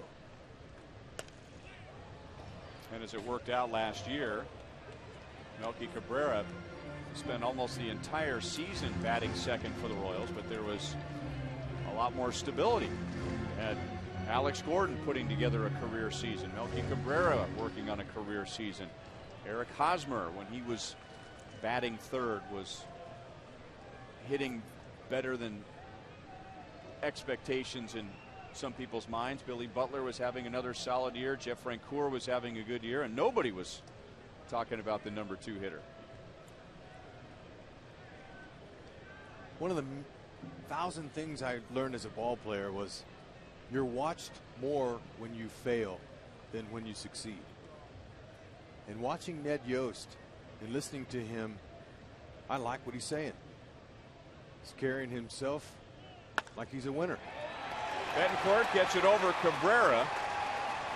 Alex took a wide turn around second, but he will hold. So with 1 out, Royals have back-to-back singles, and that's Betancourt's first hit tonight.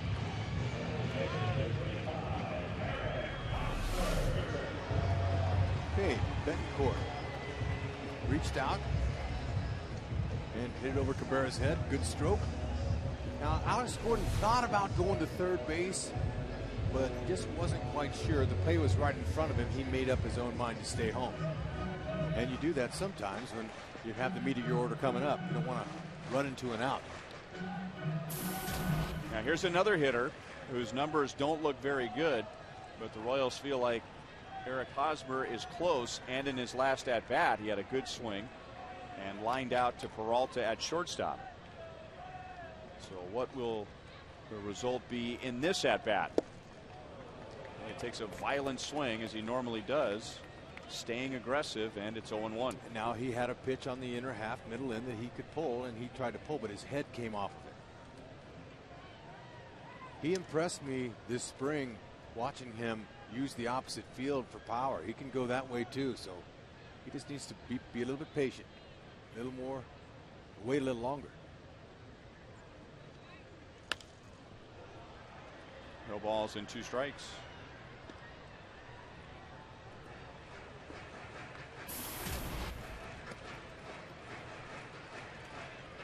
You're not going to ask a guy to, or expect a guy like Hosmer to shorten up his swing with 2 strikes here and just try to make some contact.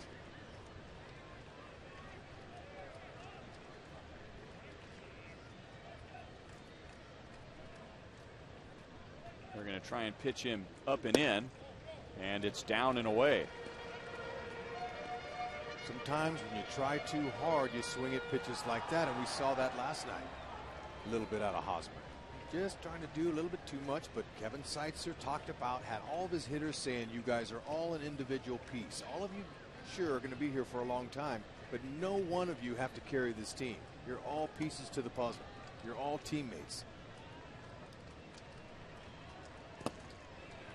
2-2. Don't feel like you have to carry the team. Well, it's like George was talking about when he was here, that just do what you can do and trust that the guy behind you will do what he needs to do, as opposed to, well, I'm Eric Hosmer and everybody's talking about me in Kansas City and everybody's saying I'm going to do this in my career, and so they need me to hit a 3-run home run right here. Although it would be nice. We'd take it. Gordon took off. Scherzer was able to back off the rubber, and Alex can't believe that he was thrown out at third base because he was convinced that he had a jump on Scherzer. Betancourt took a few steps towards second but decided to hold. Credit catcher Gerald Laird for this. Okay, that's an unfortunate physical mistake. I don't think that's a mental mistake. Gerald Laird could see that Gordon was trying to get a little more on his lead. So Gerald Laird put that sign on to Scherzer to do the inside move. And the reason I know that is because Scherzer looked at Gerald and pointed his glove at him and said, good job, good call there. Body language. And the book is out on the Royals after being second in the league in stolen bases last year and only 2 behind Tampa Bay. The league knows to be careful with the Royals when they're on the bases because they will run, and we're talking about everybody. Hosmer, a smash over to in, so another tough luck out. Royals get 2 hits but are scoreless in the 5th.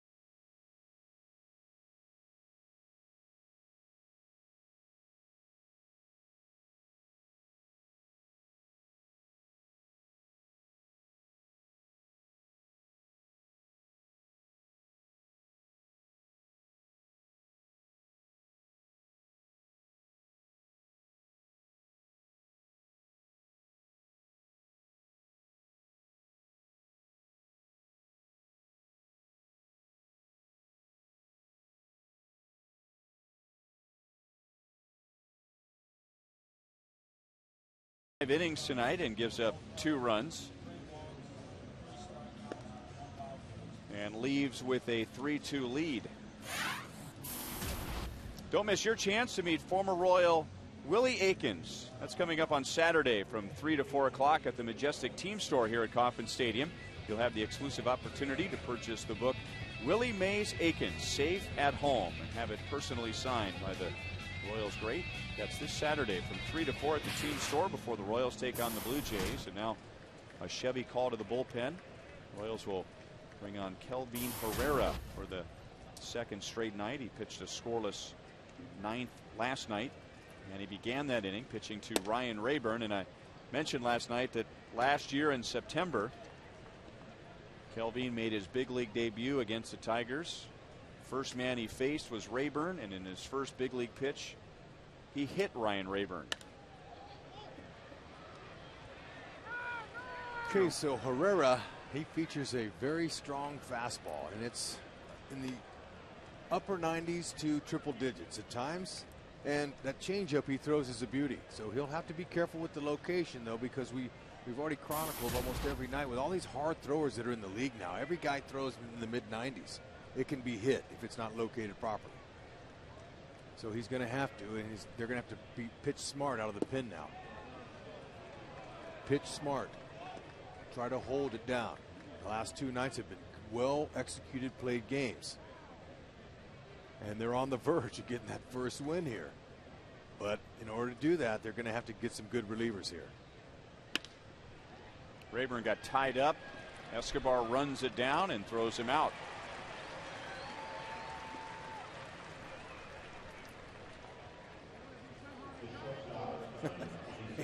You know, I really enjoy the shots we get of players that are having fun. Guys that have fun and that are able to smile out there and enjoy what they're doing play better. They're more relaxed. You play better when you're relaxed, especially in this game, which is all about reaction. It's a fast fiber twitch muscle game. Does that make sense? Everything's quick. Everything's turning in speed and throwing and swinging. Everything revolves around being loose. That's why you see so many hamstring injuries in baseball, because you've got so much standing around, and then all of a sudden you have to go at full speed right now. You don't see as many hamstring injuries in basketball where it's constant movement. Hockey, constant movement. Football, to some degree, constant movement. But you could play the outfield and you could have an inning like Sanchez had in the 4th when the pitcher throws 32 innings and you're standing around for 29 of those, and then all of a sudden on pitch number 30 a ball's hit over your head and you got to go from a standing position into a dead sprint. So if you're an athlete out there on the field there, you train your muscles for that. You don't do long distances. You do short bursts, short quick speed drills. You do everything to train those muscles.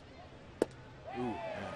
Bad swing. Good result for Herrera as Peralta is down. 2 away in the 6th. Just watching the Royals play tonight, it seems like they have a lot keener, sharp sense of to the detail. They are going to have to fight for this win. Any win. Now look at, there's 100 miles an hour out of the strike zone. Fox track shows you that. He's out up over his front foot, has a little leg swing. That's okay. But he's powerful. Have to be careful with Brandon Inge, who has good power. Hit a long home run on Monday night. That put the Tigers in front 3-1, and they won 3-2 tonight against Sanchez. A strikeout and a pop out to first.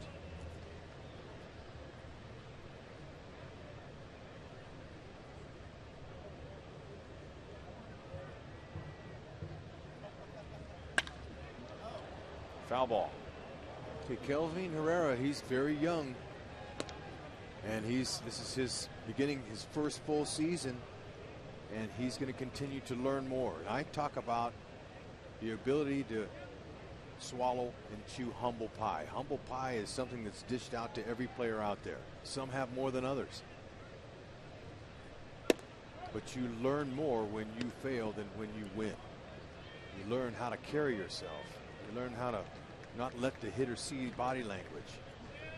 You learn that you can't make certain pitches on certain guys. So young men that just come into this game, this is the youngest team in the majors, have not become men in a man's game yet. Some of them are. Nice scoop by Moustakas. Herrera gets the job done in the 6th. Royals still lead by 1.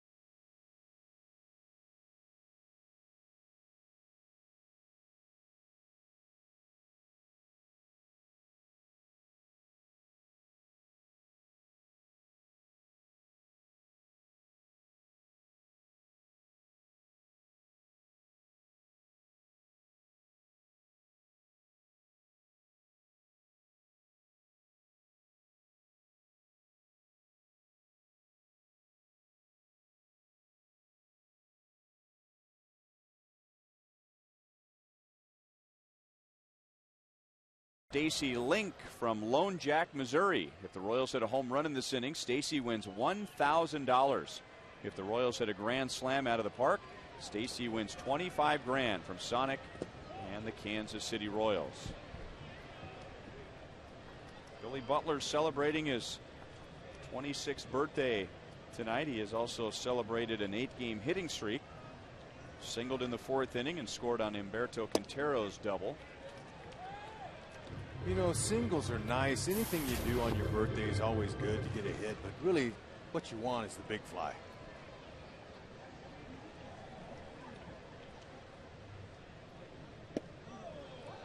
Three and 0.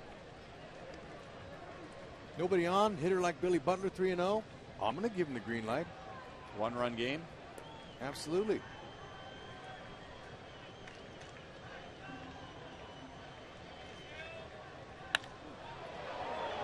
And he was all over a fastball, just out in front. It's 3-1. Boy, he impresses me a lot. Now that I've gotten to know him more, I was impressed with him when I used to broadcast the games and see this young hitter. But man, now that I know him, I know why he's so special.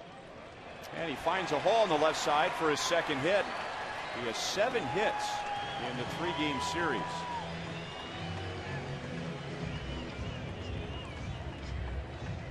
Good stroke, finds a hole there.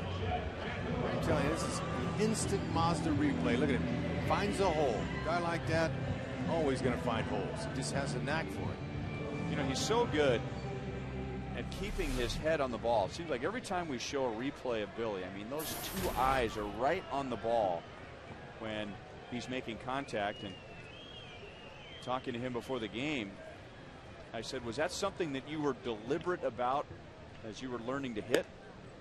Or is that just something that came naturally to you? He said, nope, that's one of the first things that he and his father worked on. And here's 2 reasons why Billy has always been ahead of the game as far as his age and his production. One of the first 2 things his father worked with was making sure he kept his eye on the ball and hitting to the opposite field. And I said, well, how old were you when you started doing that? We said 7 or 8 years old. How many 7 or 8-year-olds work on hitting the ball the other way? Not very many.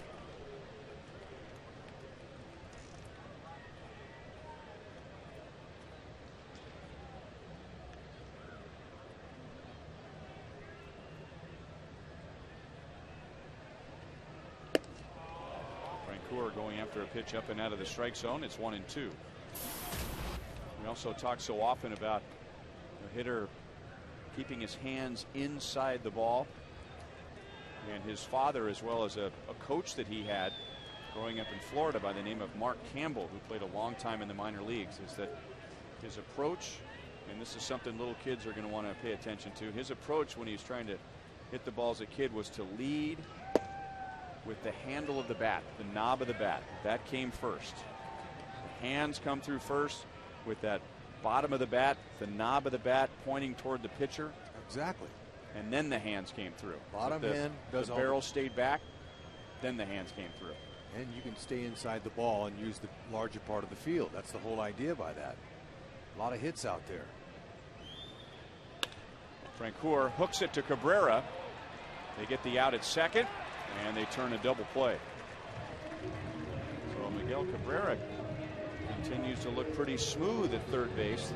The game, and when I say the game, I'm talking about the other 29 teams, all of the baseball experts, whether they played the game or were covering the game, thought the Tigers were crazy for putting Miguel Cabrera back over at third base, but so far so good. Oh, he looks like he never left third. And I don't know if you saw the shot. I know you mentioned it in game 1 of the series in spring training where he got a bad hop and it hit him in the eye. That'll make a lot of guys jittery. But if you guys give me a shot at Cabrera, you can see that little mouse still under his eye, that little dark scar there. That's from that. Ball, he's reaching down a routine ground ball. The ball just hit a rock or something and jumped right up and kissed him in the eye.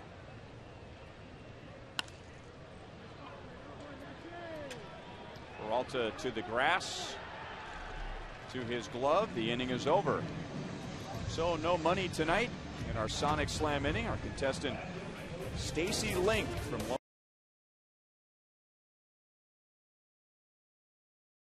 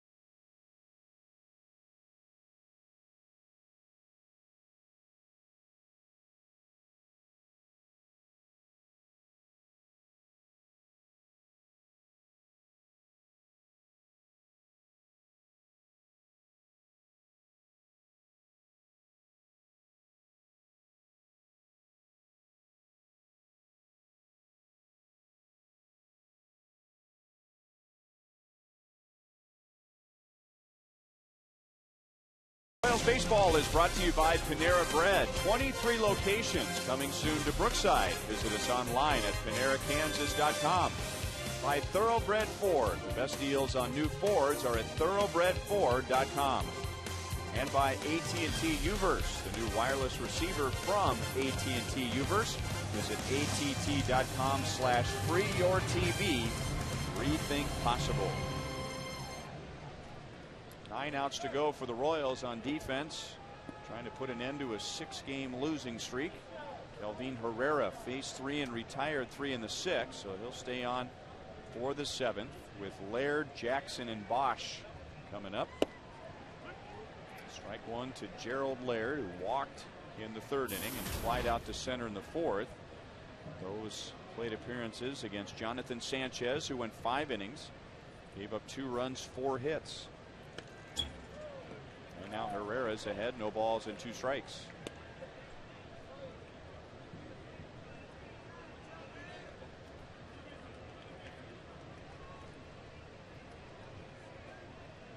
Kelvin Herrera, very difficult for a hitter to be able to pick up a 100-mile-an-hour fastball and an 86-mile-an-hour fastball when it comes out of the same speed as the 100.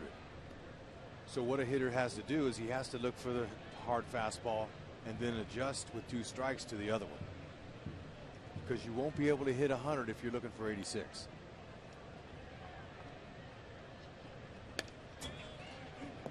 .99 on the radar gun, but you can hit 86 by slowing down if you're prepared to hit 99. If you're not geared up too much, keep the hands back and a soft front step.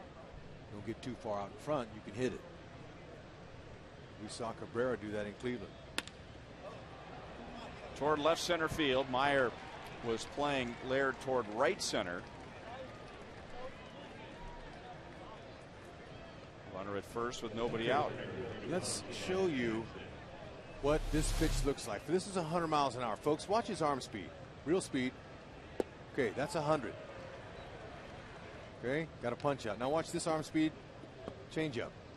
Could you tell a difference? No. Neither can a hitter. And if you could, it was very subtle. But from the hitter's point of view, no. And you might be saying, well, how does he get the velocity to take off? By holding the ball in the back 3 fingers of his palm. And there it is again. It's a nasty. I think it's the best pitch. That and the split fingers really are pitches that are the best pitches in baseball. You know, pitching coaches will tell you the sinker. Sinker's the best one, really, because you get a lot of ground ball outs on that pitch. But that changeup is an equalizer when a guy can throw it effectively like Kelvin can. And he's going to need to if they're going to win this game. Oof. Make sure that heater, though, is not hittable. You see Quintero jump out of his crouch. He was going to throw down to first base and try and get Laird if the ball wasn't fouled away.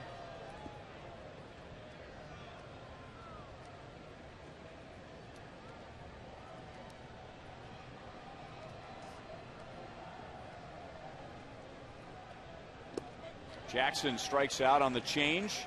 That's his 5th strikeout of the series. And Austin Jackson is 0 for his last 10. Second strikeout tonight for Herrera.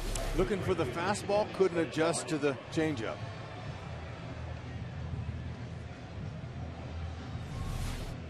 And now Brennan Bosch, a left-hand batter, is coming up. And Ned Yost points to the bullpen. And it's a Chevy call to the bullpen. Jose Mojarras waiting for it to be official. So he'll come on when we come back.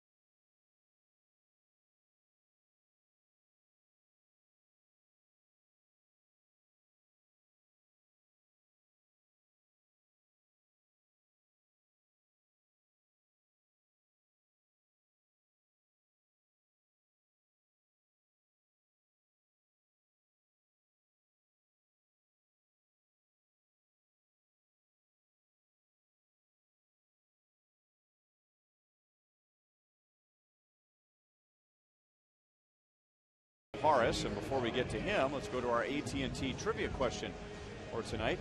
Who had more wins at Mizzou? Was it Aaron Crow or Max Scherzer? They played together at Missouri. Both were first-round draft picks. Aaron Crow was a first-round draft pick twice, not signing with the Washington Nationals one year and then signing with the Royals in the first round, while Scherzer was a first-round pick of the Arizona Diamondbacks. Maharis is low, ball 1-2, Brennan Bosch. Jose's going to feature a fastball, slider, curve, and a change. Just because he has all four doesn't necessarily mean he's going to use them all four. But he has those pitches. Mainly fastball, slider. 2-0. I've watched Miharis come out and fall behind hitters like this before in this season. 2-0, and he has the ability to get back in the count.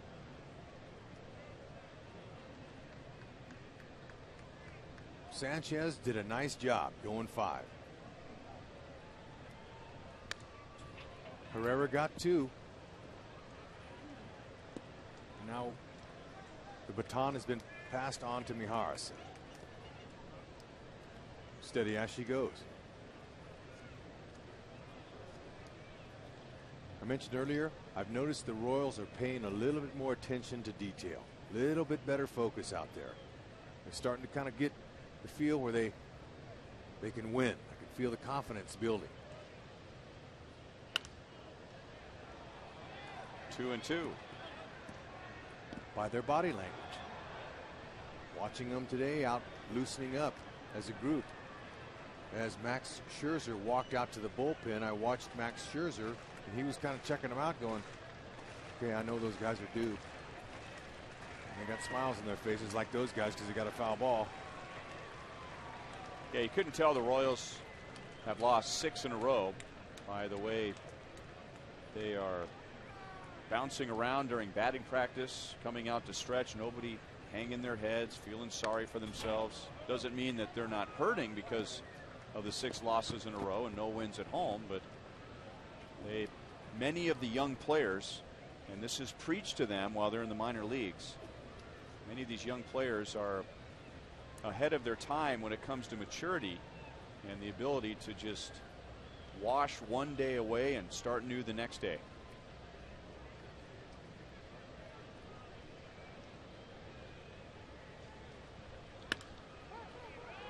Shallow left field. So Maharis facing the lefty Bosch gets him, and there are 2 outs.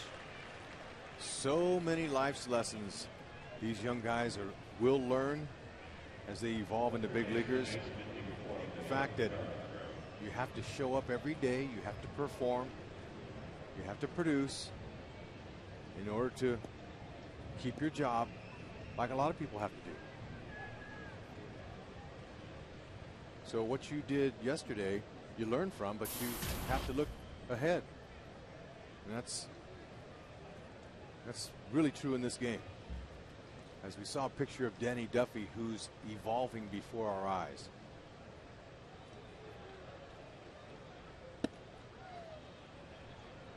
So Maharis will stay on and face the right-hand hitting Miguel Cabrera.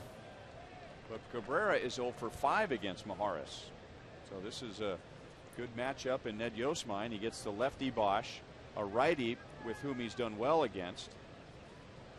And then after Cabrera is another left-hand batter in Prince Fielder. 1 ball, 1 strike. Back to your point, Rex. You know, one of the cruelest things about the baseball schedule is also one of the most refreshing things about the baseball schedule, and that is that there's a game every day. And we say it so often. I mean, if the Chiefs have a really bad game, they got to think about it for 6 days. They can't make up for it until next Sunday. In baseball, you can come back the very next day and wash away that bad experience.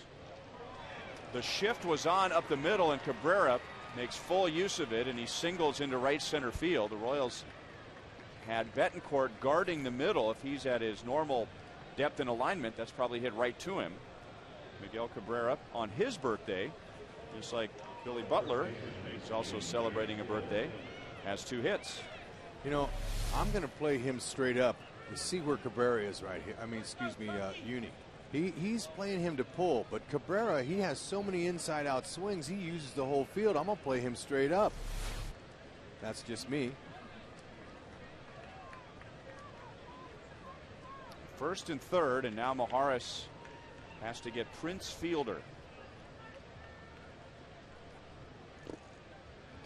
Gets away from Quintero, runner coming to the plate, and safe to tie the game. So there you are, concerned about Prince Fielder's bat, and instead it's a wild pitch that ties the game in the 7th inning.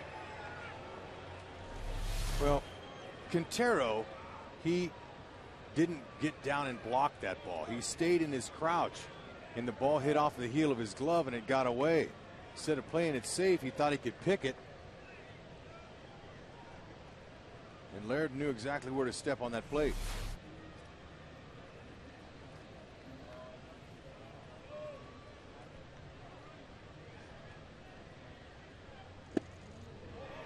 One ball, 1 strike to Fielder, who drove in a run with a double in the 5th inning.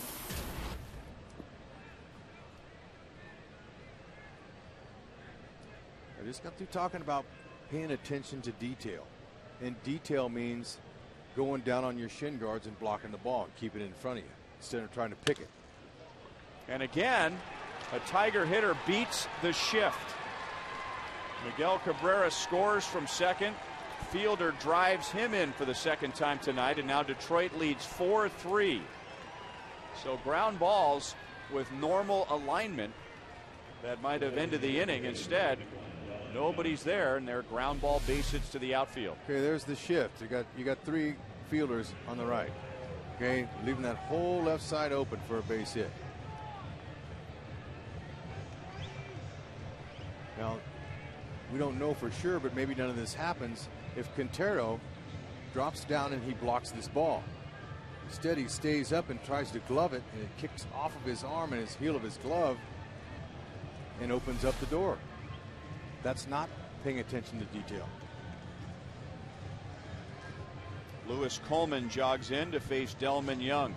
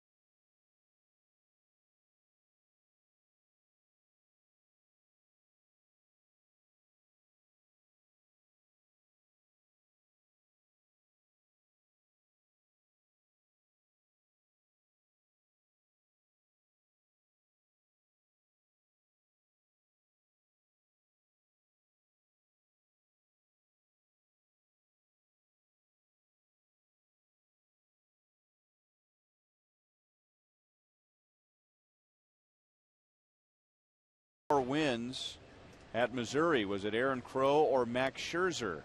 We'll get to that in a second as Lewis Coleman comes on to face Delman Young, and there's strike 1.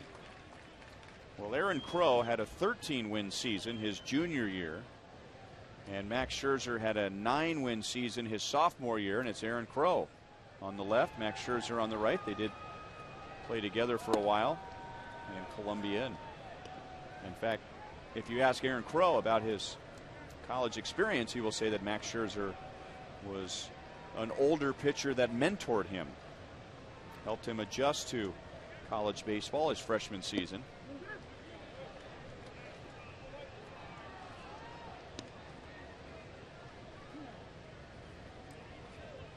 Delman Young singled in the 4th inning. He's 1 for 3.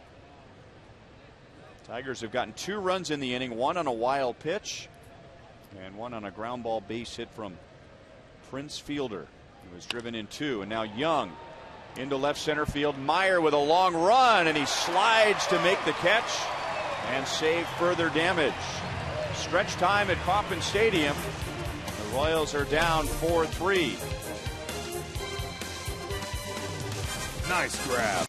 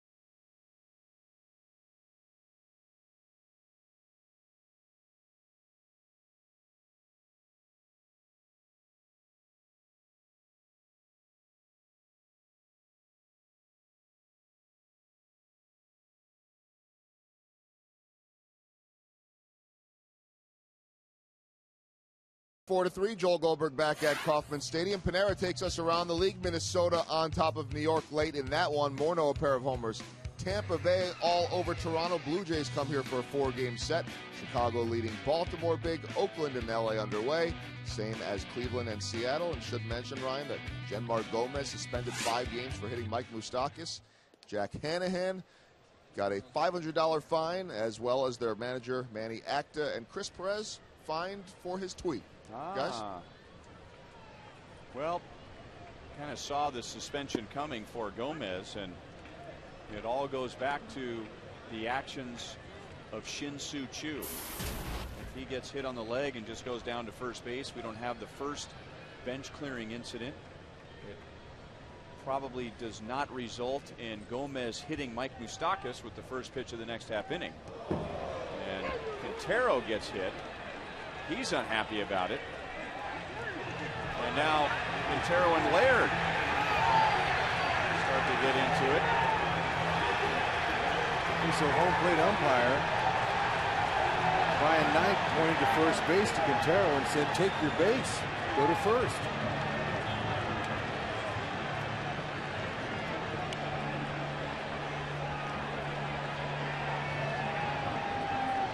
Just no sooner we start talking about the suspensions and fines, and had that not happened, if Choo would have went to first base, none of this would have happened. And the same thing goes for Quintero. Just go on to first base. I don't think Scherzer was trying to do that.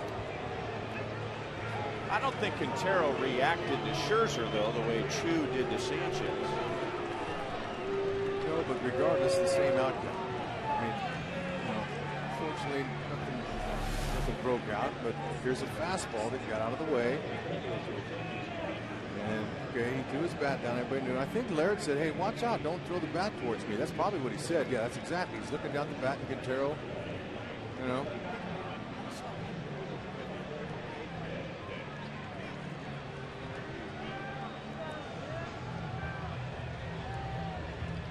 A lot of these guys are friends. They know each other. But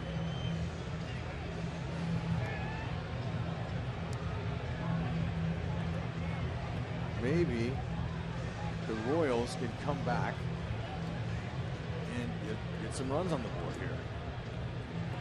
I'm not saying this because I'm comparing a Royal to a non-Royal, meaning Quintero and Shin-Soo Choo, but you know, if Laird's upset that he threw the bat too close to him, okay, I'm good with that, but I think a hitter deserves to be upset when they get hit by a pitch. Now, Choo yelled and cursed at Jonathan Sanchez. I mean, he stopped at home plate and looked out to the pitcher, challenging Sanchez, and that's asking for trouble. Right. And Gerald didn't have to really say anything. So this is Saturday.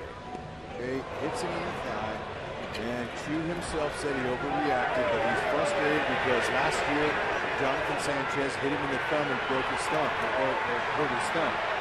So that's what happened. And Quintero was right in the middle of that. But you know, and Gerald Laird's a good player and a solid guy, but he's got to know that it hurts to get hit. And yeah, the bat might have come close to him, but it didn't hit him. Right. So you don't say anything. It's a pitching change for the Tigers. This is Phil Koch in for Scherzer.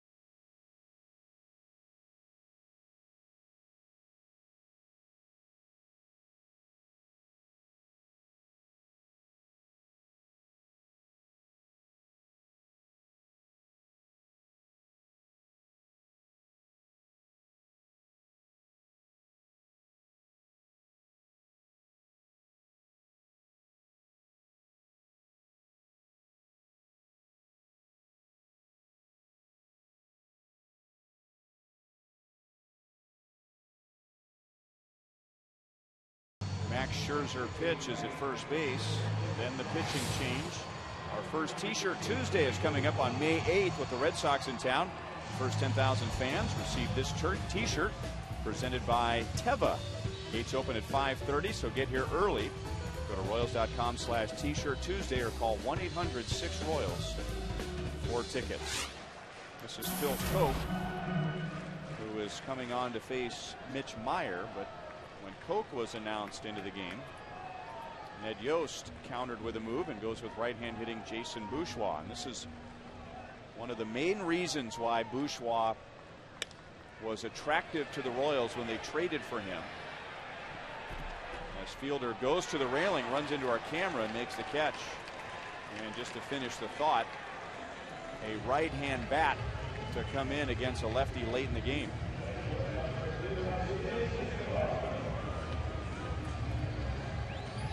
You know, one other thought about Quintero and Gerald Laird. I'm reminded here as I'm looking at some notes on Gerald Laird. Last year, Lewis Coleman, Royals pitcher, hit him on his right index finger and broke it. And Laird had to go on the disabled list. So he should know the frustration on the part of the hitter when you get hit around the hands. And as long as Quintero isn't pointing his bat at anybody and cursing anybody out, I think sometimes you have to just let a guy vent for a second. I mean, who knows if Laird doesn't say anything to Quintero, maybe Quintero breathes heavy a couple of times and jogs down to first base. They're all very sensitive and tender.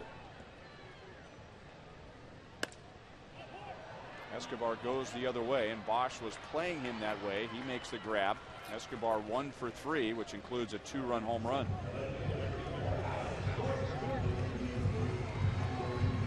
It's sensitive. You know, we've all been hit, but, you know, it's just how you react after you get hit that these guys, I don't think, understand. You know, I mean, they're taking the game away from the pitcher. I mean, a pitcher trying to pitch inside and he hits a guy and he stands there like you did it on purpose. I don't know. I think maybe some of them should take their skirt off. Take their base. It's an invisible skirt, but it's a skirt. Alex Gordon has had 2 good swings in his last 2 at-bats. He's 1 for 3. He flied to deep center in the 3rd inning, had a good swing against Scherzer, and then in his next at-bat had a good swing and singled to left field.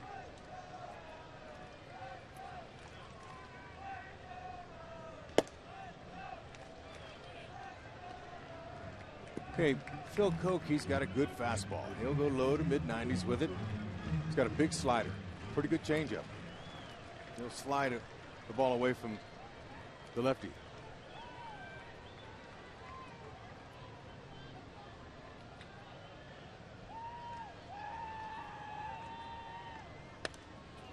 One ball, 2 strikes.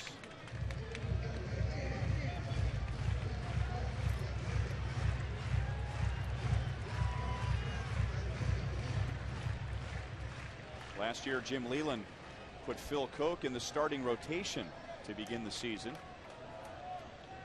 And by the end of June, he was back in the bullpen.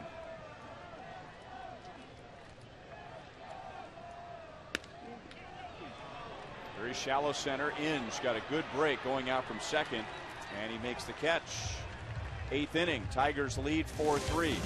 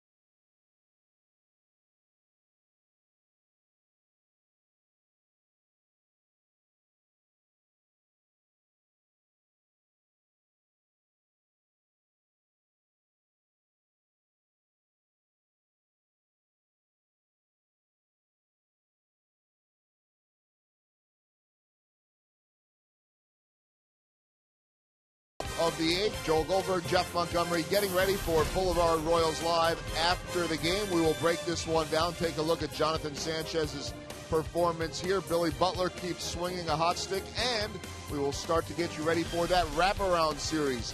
4 games between the Blue Jays and Royals beginning on Friday. But first, another close game between the Royals and Tigers, Ryan. Well pitched on both sides, Joel, all 3 games. And the Royals in that Toronto series. We'll begin with Luke Hochshaver, who will pitch Friday night. He was scheduled to pitch tonight, but because of the bruise on his left leg sustained on the Royals opener on Friday, he will be moved to Friday and face Kyle Drabeck. Luis Mendoza Saturday night. Danny Duffy and Ricky Romero on Sunday afternoon. That'll be a good pitching matchup as Aaron Crow takes over. And then Bruce Chen and Brandon Morrow on Monday night. Royals and the Blue Jays. Aaron Crow pitched an inning and a third on Monday night. So both MU Tigers, former MU Tigers, have gotten into the game. Scherzer is from St. Louis. Crow is from the other side of the state line. Wakarusa, Kansas, near Topeka. Went to Washburn Rural High School. And then on to Missouri, where he was 13-0 as a junior. Drafted by the Nationals in the first round, did not sign. Royals took him in the first round in 2009. Aaron Crow, the first former MU pitcher to pitch for the Royals. Gets a strikeout of Ryan Rayburn.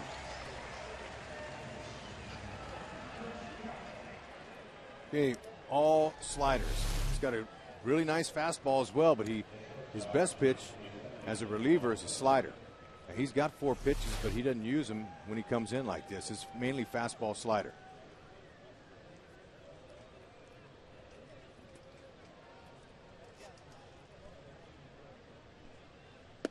Johnny Peralta takes ball 1. He drove in the Tigers' first run.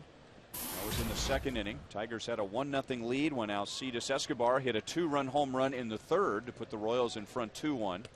The Royals added a run in the fourth on Quintero's double for a 3-1 lead. And the Tigers got 1 in the fifth and 2 in the seventh to take the lead. We've had a 3-2 game, a 3-1 game, and now it's 4-3 in the 8th tonight.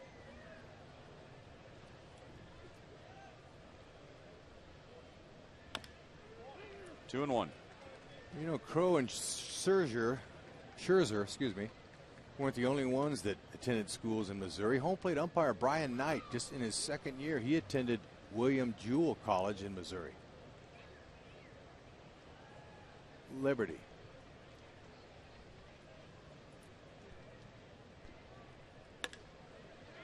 Down around the end of the bat, and Bourgeois, who is in center field for the first time tonight, takes care of Peralta. 2 down.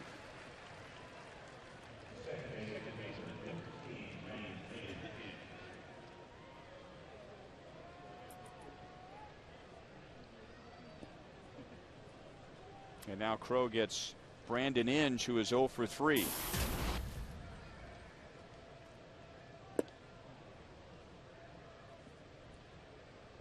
Okay, any ball that hits the dirt, they throw it out. Reason being, the ball gets scuffed, and a pitcher can make the ball dance with a scuff on it. Or in Aaron Crow's case, he can make it dance without a scuff on it. No question. But he could really make it dance. Right. By holding it a certain way, these pitchers know how to do it. 1 ball, 2 strikes on Inge, who has faced Crow once before tonight, and he struck out, and Crow working quickly, and Inge is asking for time, trying to slow him down.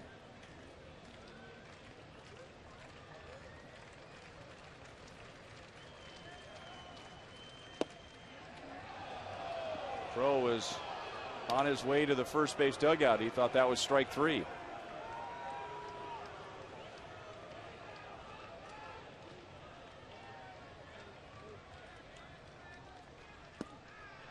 And again, just missing.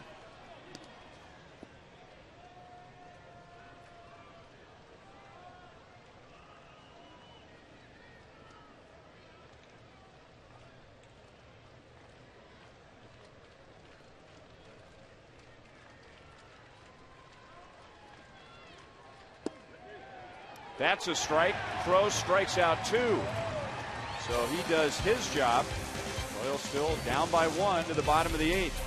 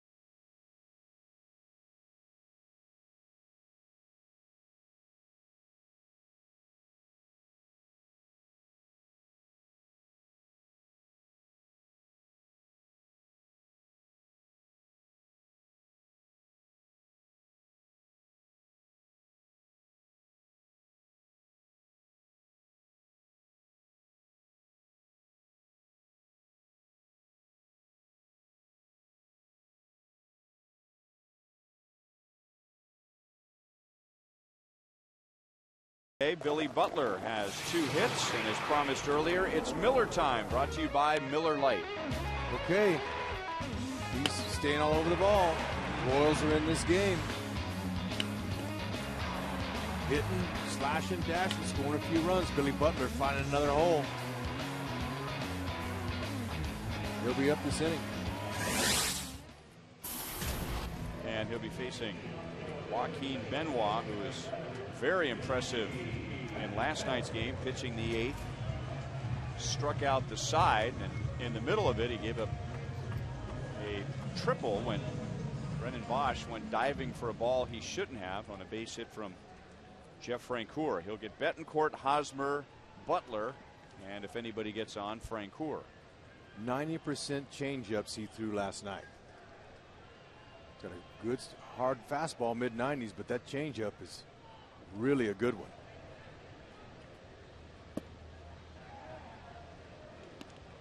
Ball 1 to Betancourt, who has a 5th inning single, 1 for 3.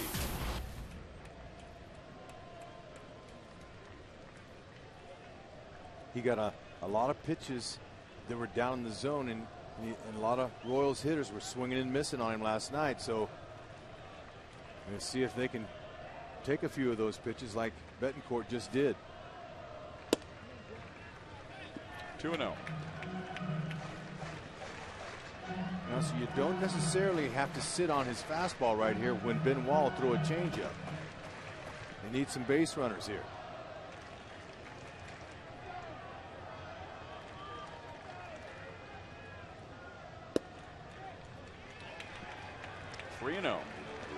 Okay, good take. Uni has some pop, but no way does Seitzer want to see him swinging 3-0 here.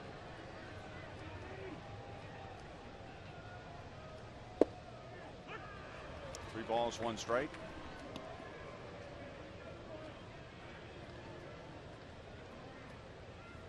Told you last night that Benoit really hit his groove when the Tigers wanted him to, and that was at the end of the season. No earned runs in his final 22 appearances of last year. But tonight, that doesn't mean anything as he walks Betancourt to lead off the 8th in a 1-run game.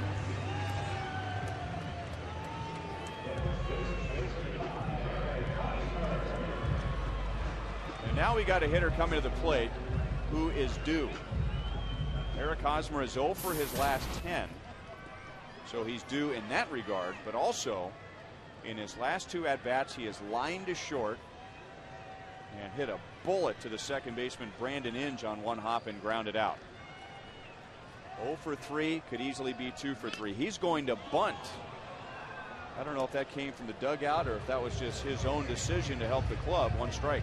Well, last night he faced Benoit and saw 3 changeups and swung at every pitch, every one of them, and they were out of the zone. So I'm sure Eddie Rodriguez didn't put that on. He's probably thinking that he's going to get a changeup there and he might drop it down, but that fastball was too hard to get down.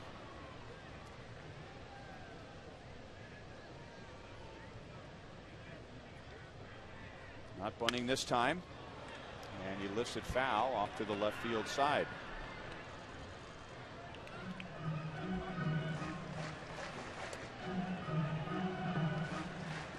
One thing Hosmer has done tonight, even with his 0 for 3, which is a sign that he's on his way back, is that he's done a better job in swinging at pitches that are hittable pitches. Okay, well, in the back of his mind right now, he knows that changeup's what got him last night.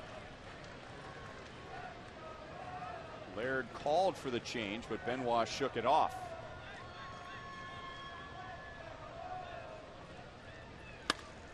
And the fastball is stroked to left center field, but it's slicing, and it slices back into Rayburn, and it's another hard luck out for Hosmer. Okay, he was thinking right the way he should have been thinking. Anything close, 0-2, go ahead and put it in play, and he did.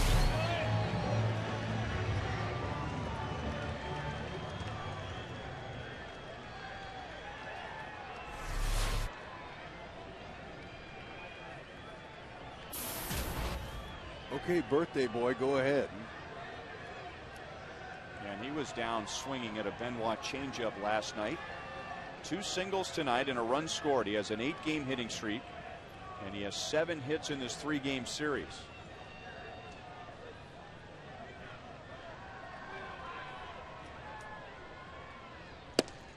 And Benoit is going with his fastball tonight. So that could mean either he feels like the Royals might be sitting on his changeup because of how many he threw last night, or when he was warming up tonight, maybe he just didn't have a good feel for his changeup. Well, I'm going to tell you, the hitters love the fastball, so if he can put one where Billy Butler wants it, we might see some action.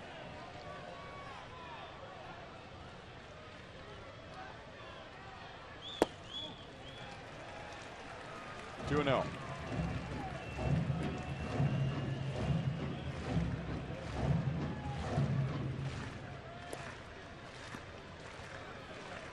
He might have only thrown 3 fastballs last night. He had his changeup really working.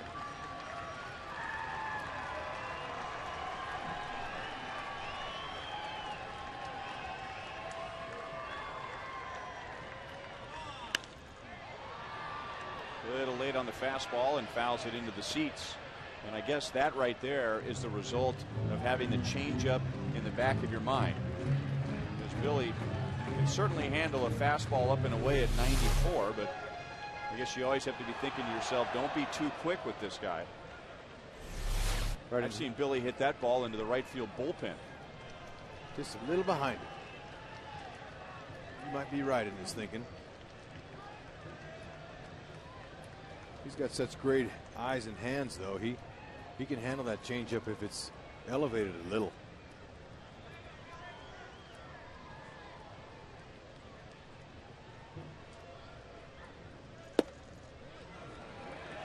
Three and 1.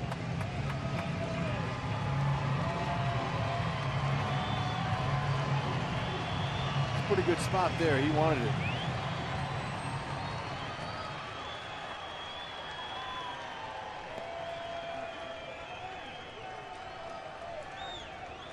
So the odds are a fastball is more likely here because he doesn't want to put the go-ahead run on.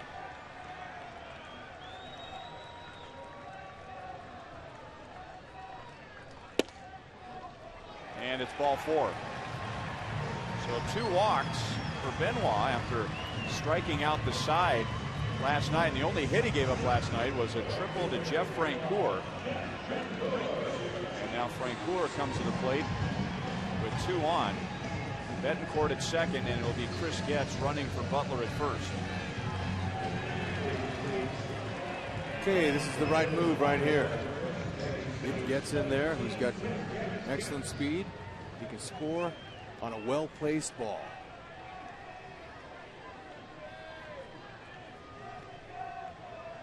The triple for Francoeur last night is his only hit in the series.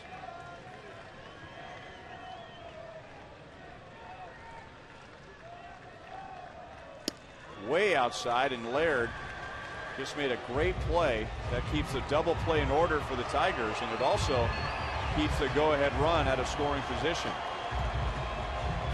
All right, last night, the triple. Okay, it was misplayed by the right fielder, but it's a sinking liner, tough one. He couldn't keep it in front of him, and Francoeur is on his horse. He sees that ball rolling. He heard the Kauffman crowd. He's going around second base, and Eddie Rodriguez says, "Whoa, boy, whoa."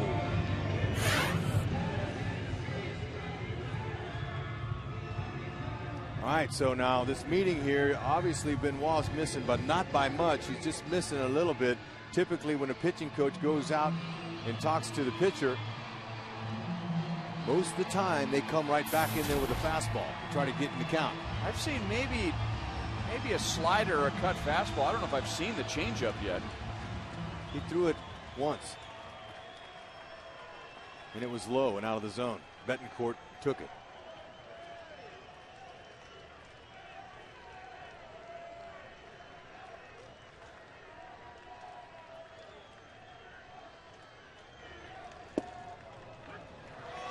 Six at the knees, 1 ball, 1 strike.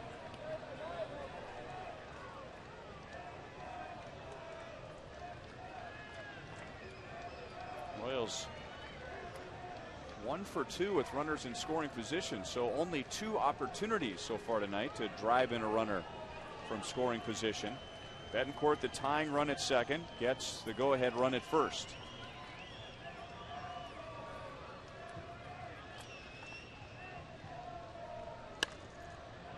One ball, 2 strikes.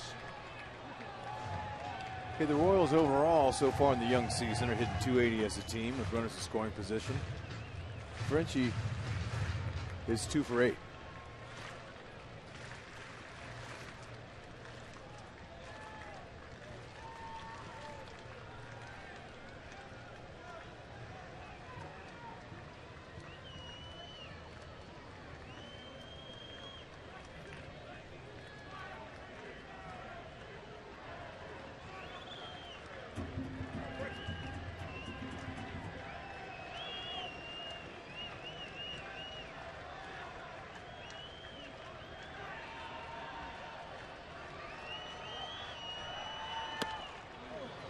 Francoeur does a good job just to make contact. There's the change, and he barely got a piece of it. Okay, I was just going to say that he does a good job with 2 strikes of hitting bad balls out of the zone.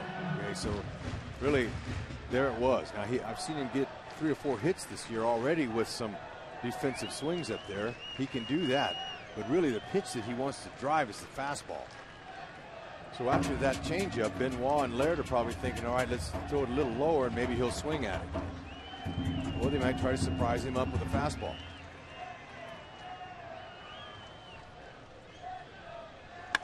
Changeup is pulled foul right over to the ball boy. That's the danger right there that you explained last night. A right-hand pitcher throwing a changeup to a right-hand hitter. If it does that, you're in trouble. Yeah, and Frenchie just couldn't keep his top hand from dominating that swing. Rolled it just a hair. If his bottom hand leads like you were talking about earlier, he keeps that fair.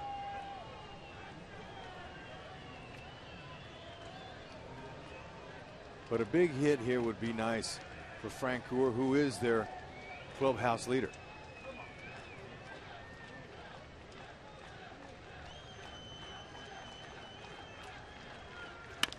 High fastball is chopped to Inge. Gets unable to get a good angle to take out Peralta at second base. And the Tigers turn a double play for the second time tonight with Francoeur at the plate.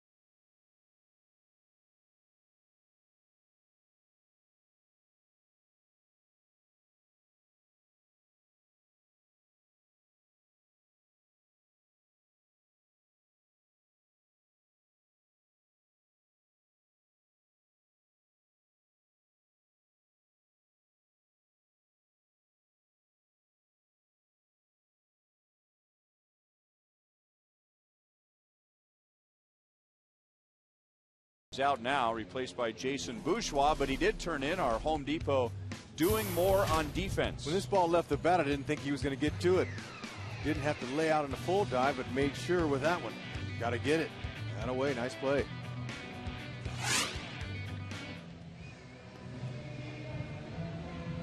At the plate, Mitch Meyer was 0 for 1 with a walk and a run scored. Okay, now, I was wondering why Getz didn't get more of a piece of Peralta, the shortstop, on a soft hit ball, good speed. You should be able to get him. I was a little bit upset, but Our great camera work by Steve Kurtenbach shows us he thought that he was going to tag him, and so he veered out of the way so they wouldn't tag him there. That kept him on the inside right on the base. That's why he didn't get a piece of him and knock him down. That's a big, important play there, but I understand why Getz did that. He thought that Inge was going to tag him, so he kind of stayed inside there to avoid the tag. I'm thinking like you are. When that ball was hit, I thought that probably won't be a double play, because with Getz speed, he's going to get down to second base and be able to break it up. Broxton will get Gerald Laird, Austin Jackson, and Brennan Bosch. Jonathan Broxton is the 6th Royals pitcher tonight. Hard fastball, slider, curve.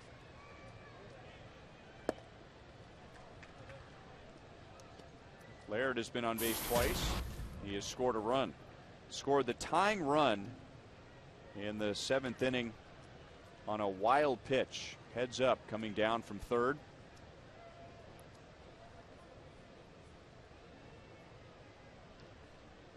Tigers had runners at first and third, and Prince Fielder coming up with the Royals in the lead by 1, and you think, boy, you better pitch Fielder well, and instead it's a wild pitch that allowed Laird to score. We told you he's a good bunter, and he gets it over the mound and has a base hit.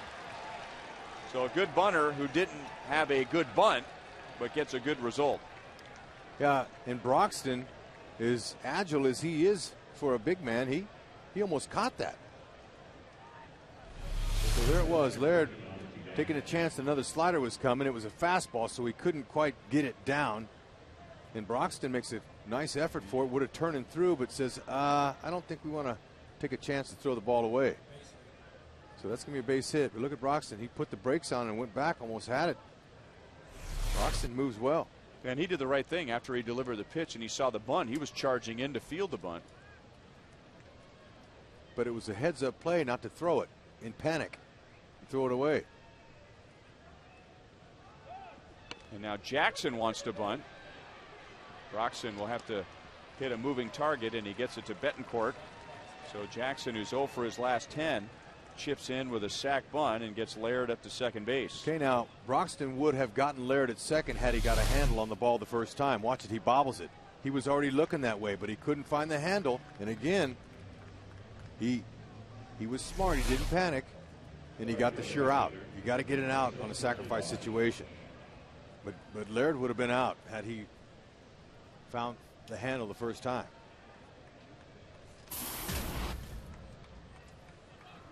Brennan Bosch is 0 for 4 with a strikeout.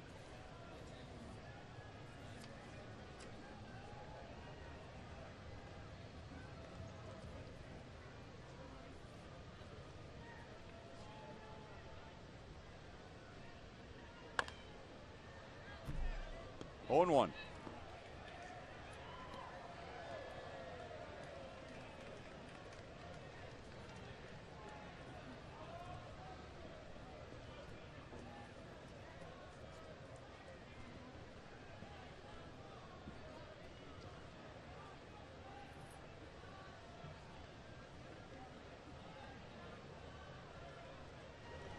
Tigers scored 2 in the 7th inning to take the lead, and they've been making a habit early this season to bunch up their runs late in the game.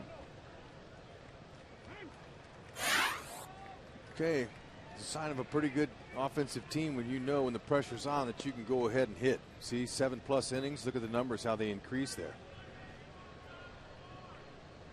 That's 2 or 3 innings, depending on the situation, and they have almost as many runs as they do in the first 6 innings. You know, a team that seems to do that to the Royals, it seems every year, is the Yankees. Now, the Yankees do that to a lot of teams, but you're in the game for 5, 6, 7 innings, and all of a sudden, run here, run there, 3 runs there, and they put 3, 4, 5 runs on in the last 3 innings.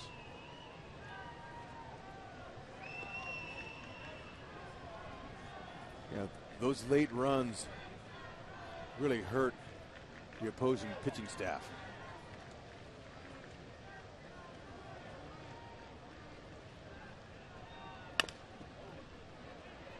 Escobar gets a big hop. Laird goes to third as Bosch is the second out.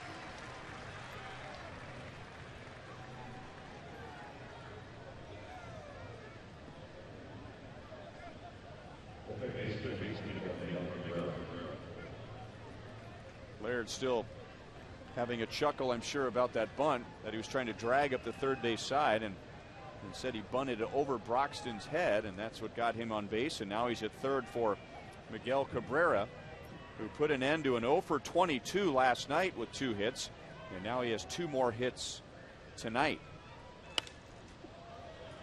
See the approach that he uses? He tries to shoot the ball to the opposite field.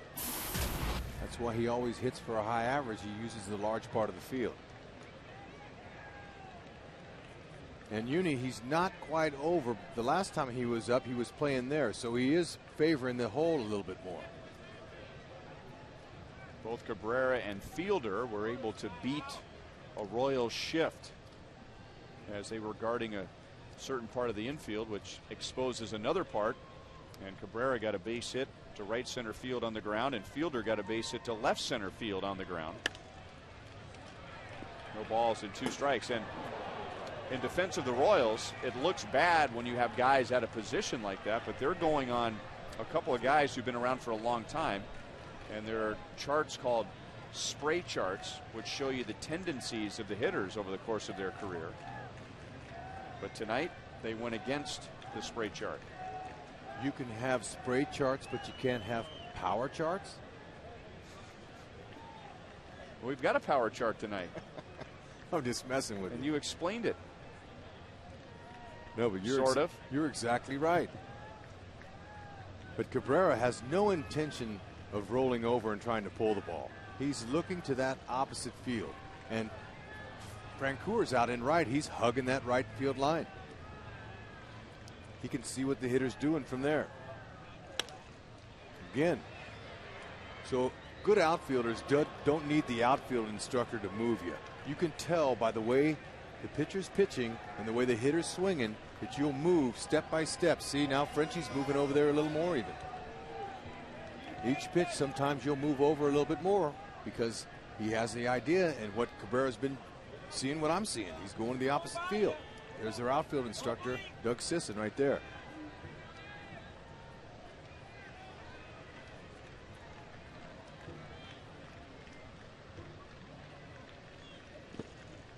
Quintero saves a run with a block. It's 1-2. Okay, that was proper. That was a good block there. He got to his knees and smothered the ball.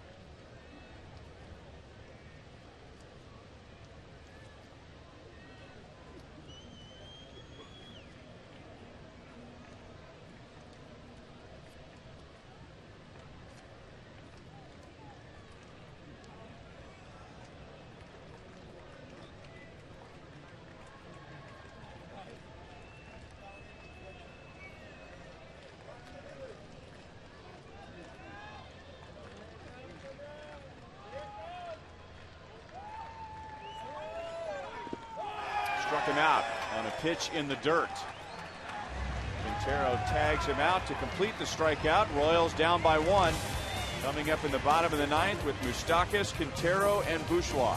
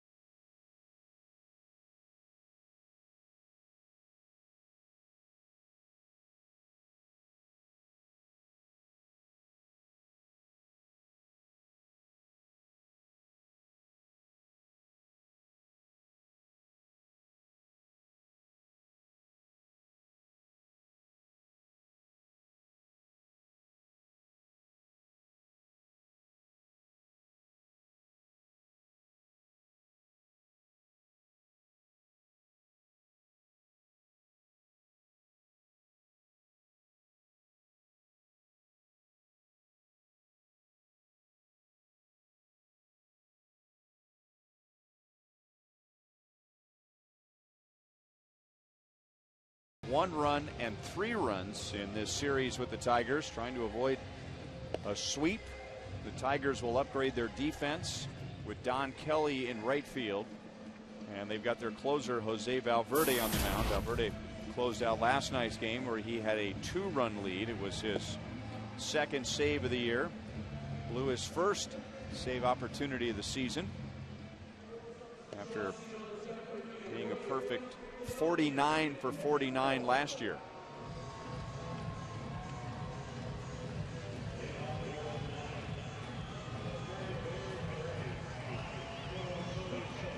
All right, moves. Can see a mid-90s fastball and a split finger out of Valverde.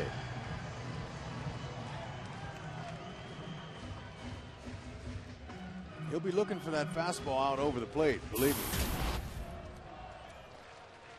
Valverde's not afraid to challenge hitters. That's what closers do. Moustakas did not see Valverde last night. He is 1 for 4 against him, and he takes strike 1. That was a split finger that hung. He didn't want that in that location. Moustakas wasn't looking for it, unfortunately.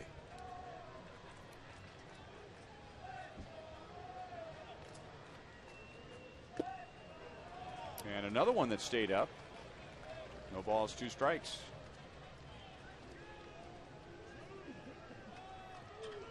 So he came in last night throwing mostly fastballs.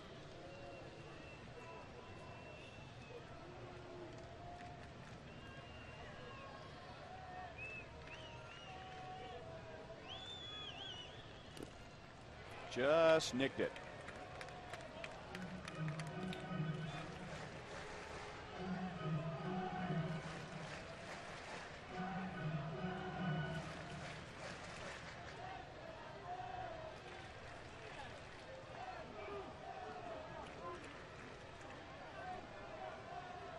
Royals have not scored since the 4th, and when they scored in that inning, they had a 3-1 lead.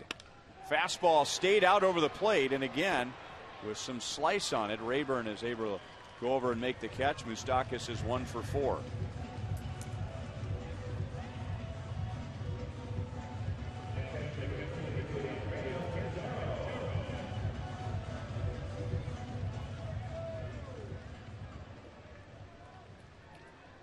And now Humberto Quintero had an RBI double in the 4th, driving in that last run for the Royals, and then hit by a pitch in the 7th inning. He was drilled by Scherzer on his left forearm, slammed his bat in the ground. He did not stare down Scherzer, but Gerald Laird, the catcher, took exception to him throwing the bat, and the two of them went nose to nose. The benches and the bullpens came running onto the field, but no incident after that.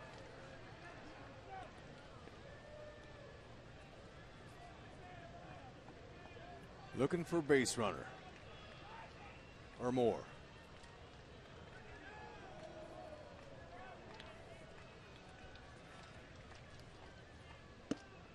And Quintero may be looking for a little extra leverage, one with a high leg kick, and takes inside. Yep, he's looking for that pitch, but he was able to lay off it right in the nick of time. He was setting on fastball, knew that he would have swung and missed.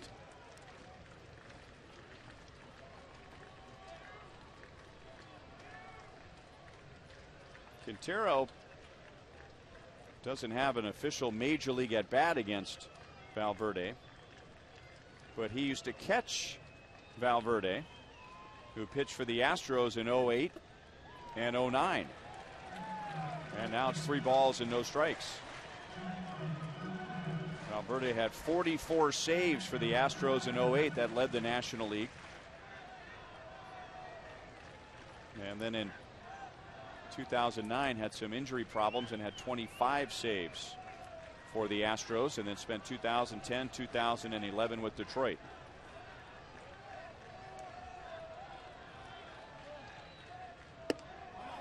Tying run on with 1 out. Okay, now if there's any Royals fans saying, okay, let's get a pinch runner, well, there aren't any.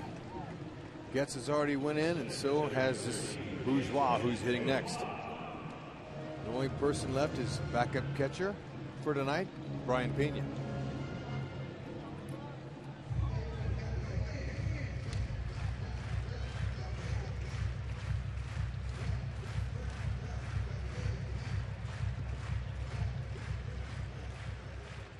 Royals fans doing all they can to help with the motivation, and Bourgeois would like to get a big hit here to help him continue to cheer. Pinch hit for Meyer in the 7th, and he fouled out, and he takes ball 1. And Bourgeois, like Quintero, does not have an at-bat in the big leagues against Valverde, and now he's missed with 5 in a row, and Laird's going to go out and see what's wrong.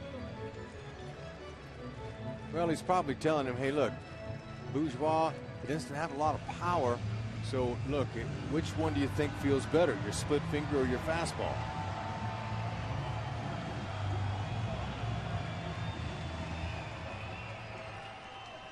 Bourgeois is a good bunter. Cabrera, the third baseman, knows it. He's playing even with the bag at third. Split finger's a good one to pick a pitch to bunt on if you want to.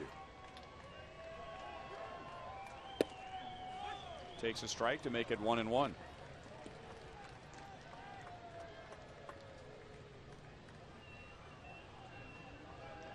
He's in. He's not all the way in. And with a good bunt, you're going to force a guy who is going back to a position he hasn't played in a few years to make a difficult play. If Bourgeois were able to lay one down. Instead, a ground ball base hit into left field. So the result is the same. A base hit that gets the tying run to second and the winning run to first. Okay, good piece of hitting there. He saw some pitches there. His first AB, he came out hacking, he popped it up. On his third pitch there was one he could handle, and he found a hole. With Cabrera in, there was no chance for him to field it. And that ball had eyes on it. So there's a little life left here with one out in the 9th. Escobar shocked the house with a 2-run homer in the 3rd inning. Gave the Royals their first lead in this series. He struck out last night against Valverde, and that makes him 0 for 6 against the Tigers closer. Down and away, ball 1. Okay, a well-placed ball could score the speedy Bourgeois at first base, and it would be a lovely thing for the Royals and their fans to see a win here at the K.